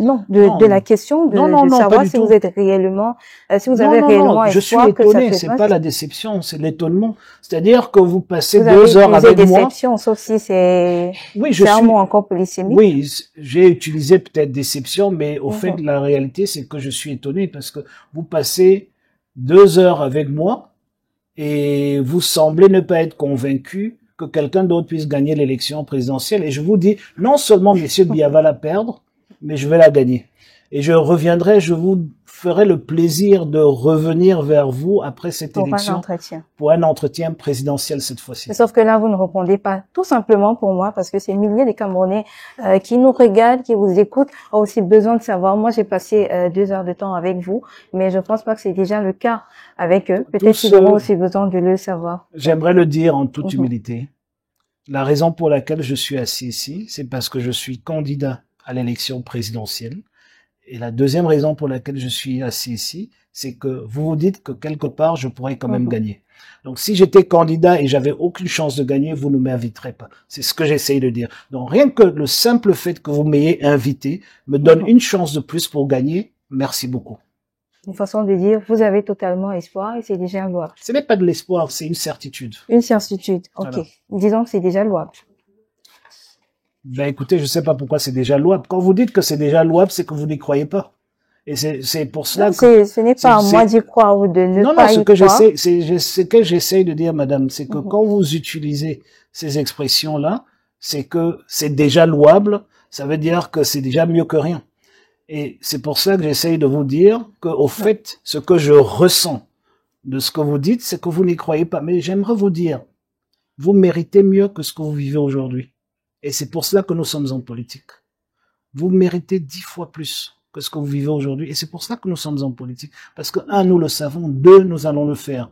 Nous avons tout dans ce pays pour réussir. Pour faire en sorte que cette jeunesse puisse émerger, puisse éclore. Et nous allons le faire. Et nous allons y arriver. Parce que quand je vais dans les rues, quand je vais dans les villages, quand je fais le tour de ce pays, tout le monde est unanime. Il faut que ça change. Et ça va changer en octobre, madame. Nous arrivons donc presque à la fin de cet entretien. Mais avant, nous avons prévu un quiz. Ce quiz a également 2 parties. La première partie, c'est un mot, une photo. D'accord. C'est déjà prêt? Un seul mot? D'accord. Un seul mot. Un seul mot. Et nous allons commencer par l'image du chairman Lee Jong-fundi en un mot. Grandiose. Jean-Michel Nietzsche. Sans objet. C'est 2 mots, mais bon. Maurice Kamto. Activiste. Paul Biya. Longévité. D'accord. La deuxième partie, la toute dernière, vous deviez répondre absolument par oui, soit par non. Croyez-vous en une coalition des partis de l'opposition? Votre question est ouverte, donc si vous me permettez. Croyez-vous en une coalition des partis de l'opposition? Oui, soit oui, soit non. Oui, c'est soit l'un, soit l'autre. Vous devez faire un choix. Au fait, parce que votre question est ouverte, si vous me permettez. C'est-à-dire que je crois dans la mutualisation des forces. Est-ce que je crois qu'au Cameroun, les partis politiques vont se mettre ensemble? Non. Est-ce que c'est même important? Non. C'est sans objet. C'est pour ça que je peux pas répondre par oui ou par non. Parce que si je dis non, vous allez m'accrocher ce que je n'ai pas dit. Le système électoral camerounais permet à un président de la République d'être élu par 1% de la population. Mais là, vous allez devoir répondre par oui, soit par non. Pas de moyen de développer. Vous savez, je ne suis pas à l'école. Hein. Vous ne pouvez pas m'obliger de dire ce que je veux pas dire. Attends, pas de problème si vous voulez pas dire. Mais c'est la règle de cette partie-là. Je vous ai dit, les règles, c'est vous qui les faites et c'est moi qui les suis. Donc, je peux soit les accepter, soit les refuser. Soit les refuser. Mais je vous dis, le Cameroun a un système. Votre question est peut-être mal posée parce que le Cameroun a un système électoral qui permet dans l'absolu à quelqu'un d'être élu par 1% de l'électorat et de devenir président. OK? Dans l'absolu. Donc, nous ne sommes pas dans un système, normalement, quand vous voulez avoir 51% de l'électorat ou 51% des électeurs qui donnent leur faveur à un candidat, ce qu'on organise, c'est une élection à 2 tours. Maintenant, est-ce que rassembler, je vais aller jusqu'au bout de mes explications parce qu'il faudrait bien que vous le compreniez pourquoi, rassembler toutes les forces, déjà, l'opposition ce n'est qu'un statut ponctuel. Donc, rassembler tous ceux qui ne sont pas au pouvoir pour aller vers une élection, il faudrait qu'ils se complètent. S'ils se marchent dessus, c'est dans l'intérêt seul du pouvoir, ce n'est pas dans l'intérêt de ceux qui se mettent ensemble. Donc, cette question, c'est une question qui vient droit des laboratoires du Palais de l'Unité et nulle part ailleurs.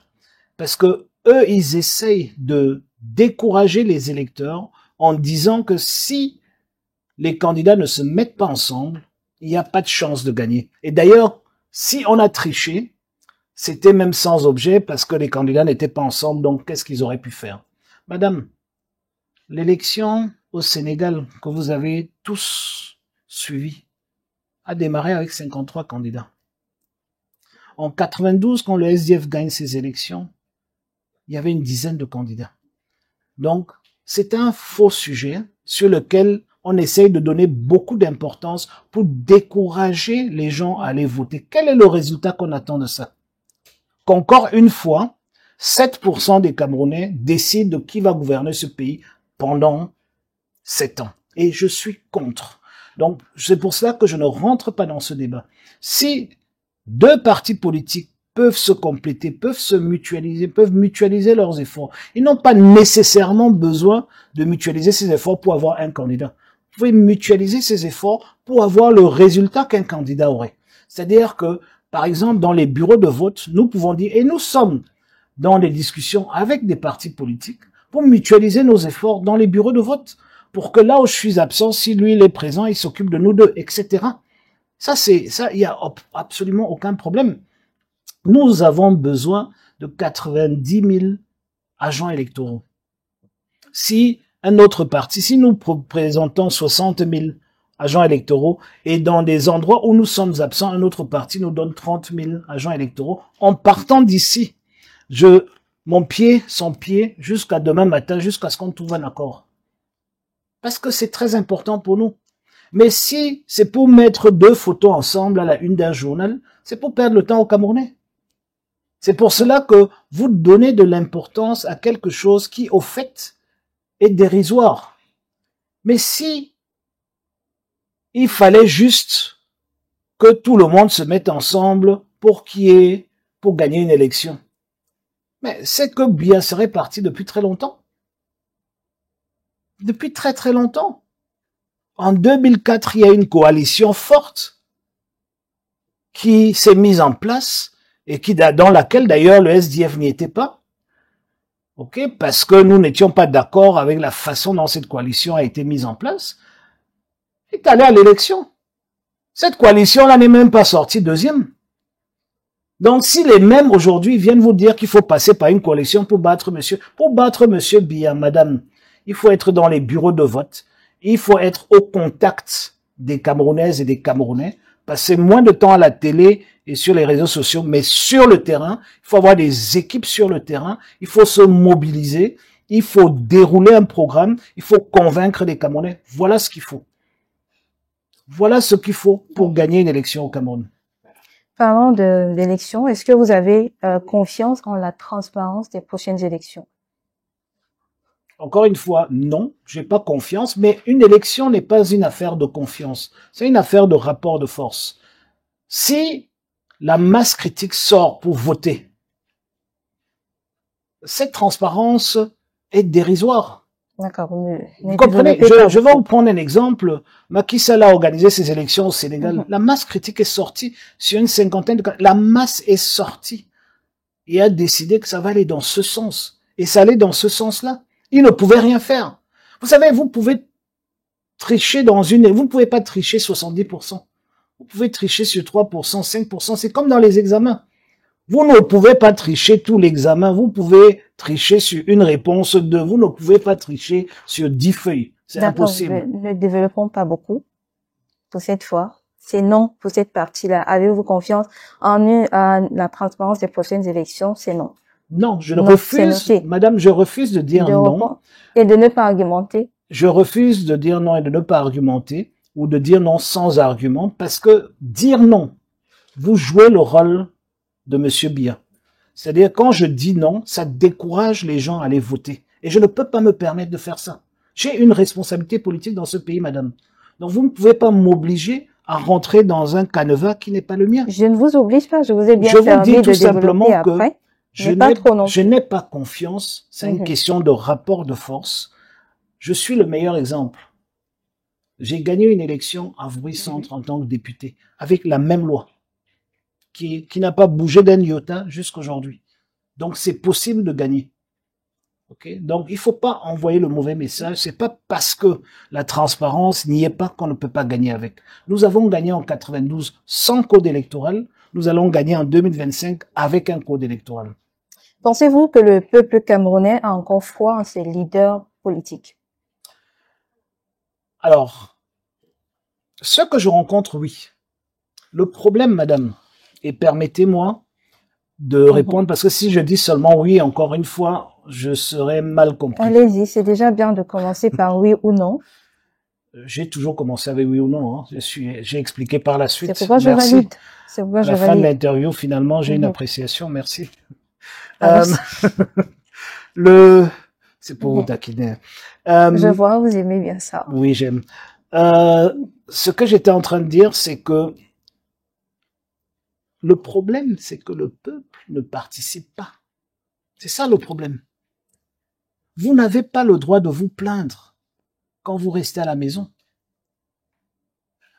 Tous ceux qui vont voter, madame, j'ai fait plein d'élections au Cameroun.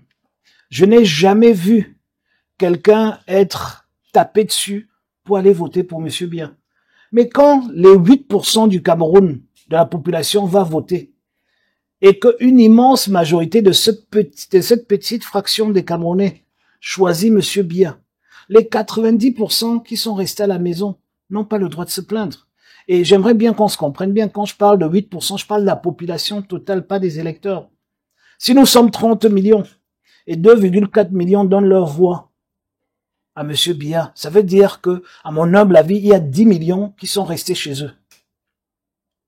Okay? Donc c'est ça le véritable problème. Le problème n'est pas au niveau du leadership. Le problème est au niveau de la participation, de la citoyenneté, de l'identité nationale des gens qui se reconnaissent camerounais et qui vont décider de qui gouverne ce pays. Ces gens doivent aller s'inscrire. Il reste quelques jours pour s'inscrire. Ils doivent aller s'inscrire pour ceux qui ne le sont pas et qui peuvent. Et ceux qui ont déménagé, je profite, ils doivent aller voir Elecam pour changer leur bureau de vote parce qu'il y en a beaucoup qui sont dans ce cas de figure aussi. Et une fois que cela est fait, le jour des élections, s'ils votent blanc, on saura que 8 millions de Camerounais ont voté blanc et ils n'ont plus confiance en aucun candidat sur la liste. C'est un message politique qui sera pris en compte par la classe politique. Mais quand vous restez chez vous, c'est que vous êtes Gabonais. Vous n'êtes pas Camerounais.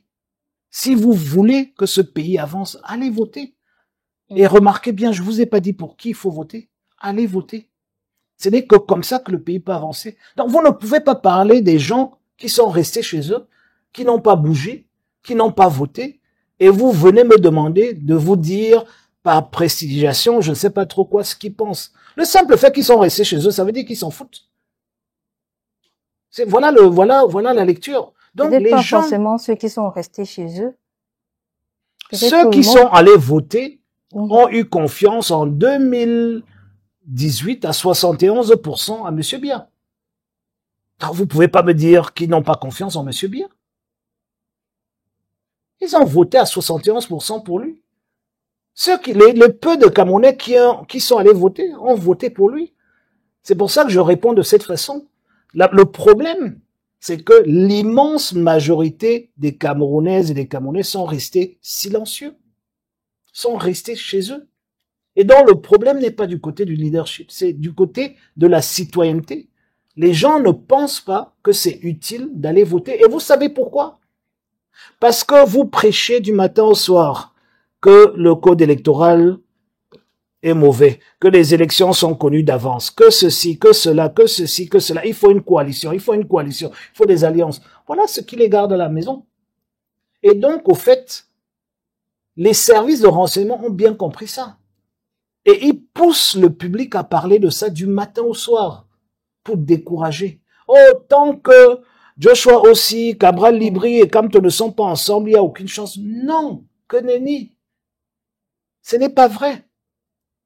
Le code électoral, d'ailleurs, M. Biya est devenu président en 92 avec moins de 50%, je crois même avec moins de 40% des voix. Donc, le code électoral camerounais permet à quelqu'un dans l'absolu de devenir président de la République avec 1% des voix à l'élection présidentielle. Si vous avez plus de 100 candidats. Vous prêchez coalition et tout, c'est mis pour qui? Il y a une personne spéciale qui... C'est envoyer le mauvais message parce que vous ne prêchez pas pour la coalition, vous prenez ça comme quelque chose d'important. Mais ce n'est pas important. C'est ça que j'essaie de vous dire. Mais quand vous insistez dessus, et vous n'êtes pas les seuls, ce que j'essaye de dire, c'est que ce n'est pas par là qu'on gagne une élection. Ça peut aider à gagner, certes, mais c'est pas par là qu'on gagne une élection. C'est ce que j'essaye de dire. Et ce n'est pas la priorité des présidents des partis politiques qui sont en lice pour cette élection. Notre priorité n'est pas là. Notre priorité est ailleurs. La première des priorités, c'est de vous faire voter. Et je vais vous taquiner encore. Je suis sûr que si je vous demande votre carte d'électeur, vous serez dans l'incapacité de me la montrer. Je suis certain. Si ça c'est pour me taquiner. Mais j'ai ma carte d'électeur, j'irai bien voter. Je vous en félicite. J'irai bien voter. Vote secret, personne ne saura. Je vous félicite et je vous félicite de garder le vote secret parce que tous ceux qui me disent qu'ils vont voter pour moi, je sais ce qu'ils font après. Mais là, c'est un autre débat. Il faut que les Camerounais aillent s'inscrire. Il faut que les Camerounais aillent voter. Et ce n'est que quand la majorité des Camerounais voteront qu'on aurait avec certitude l'orientation de la volonté du peuple camerounais. 7% de la population ne peut pas nous prendre en otage et on prend ce qu'ils décident comme une vérité biblique ou coranique. Non. C'est ça mon problème. Et c'est pour cela que je me bats contre tous ces discours et les questionnements qui poussent et qui tendent à pousser vers l'abstention. Et surtout, la mauvaise abstention, c'est quand vous n'êtes même pas inscrit. Parce que pour s'abstenir de voter, c'est que vous êtes inscrit, vous refusez d'aller voter. Mais les gens ne vont même pas s'inscrire. C'est là où le problème commence. Est-ce que vous êtes pour la double nationalité? Je vous ai répondu à cette question déjà. La double nationalité? Oui. Vous avez parlé de la diaspora, je vous ai parlé de l'ordonnance portant code de la nationalité de janvier 1968. La partie cuisse que vous devez répondre par oui ou par non. Oui. Là, nous sommes sur le cas. Oui, bon, déjà. Justement, c'est pourquoi je reviens sur cette question-là. Déjà, oui, mais ce que j'aimerais dire, c'est que la notion de la double nationalité est déjà fausse, parce qu'on parle de multinationalité. Mais oui. Oui, pour cette partie. Oui. On est bien d'accord qu'on est dans la partie répondre par oui ou par non du quiz. Oui, mais allez-y. Rien à voir avec ce qui est plus haut que vous avez déjà argumenté. Donc, on est d'accord. C'est vous qui voulez que je sois d'accord. Moi, si vous me posez une question. Si vous me posez une question à laquelle je peux pas répondre par oui ou par non, je me ferai pas tout le mal du monde. Je vous laisse argumenter comme tout à l'heure. Je vous laisse argumenter. Non, j'ai déjà argumenté quand je parlais du code de la nationalité. Du coup, pour cette fois, vous me direz juste oui. Oui, comme je l'ai dit tantôt. Voilà. Merci.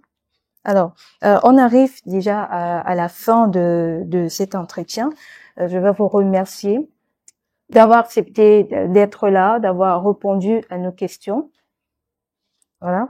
Et les Camerounais qui nous écoutent là en ce moment, ils vous jugeront par vos paroles, vos actes, vos engagements pour 2025 que vous venez d'étaler devant eux. Ben, merci beaucoup pour l'invitation. Je ne savais pas que j'étais au tribunal. Non, ce n'est pas un tribunal, mais vous avez dit qu'ils jugeront, donc c'est un tribunal. Ils vont mais je m'en réjouis. Je n'ai pas peur d'être jugé et j'aimerais juste dire qu'il est très important pour nous en politique de pouvoir échanger.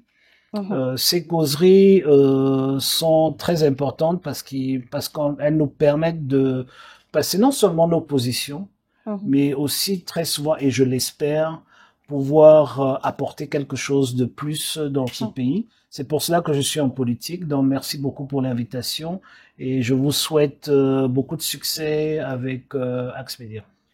Merci beaucoup.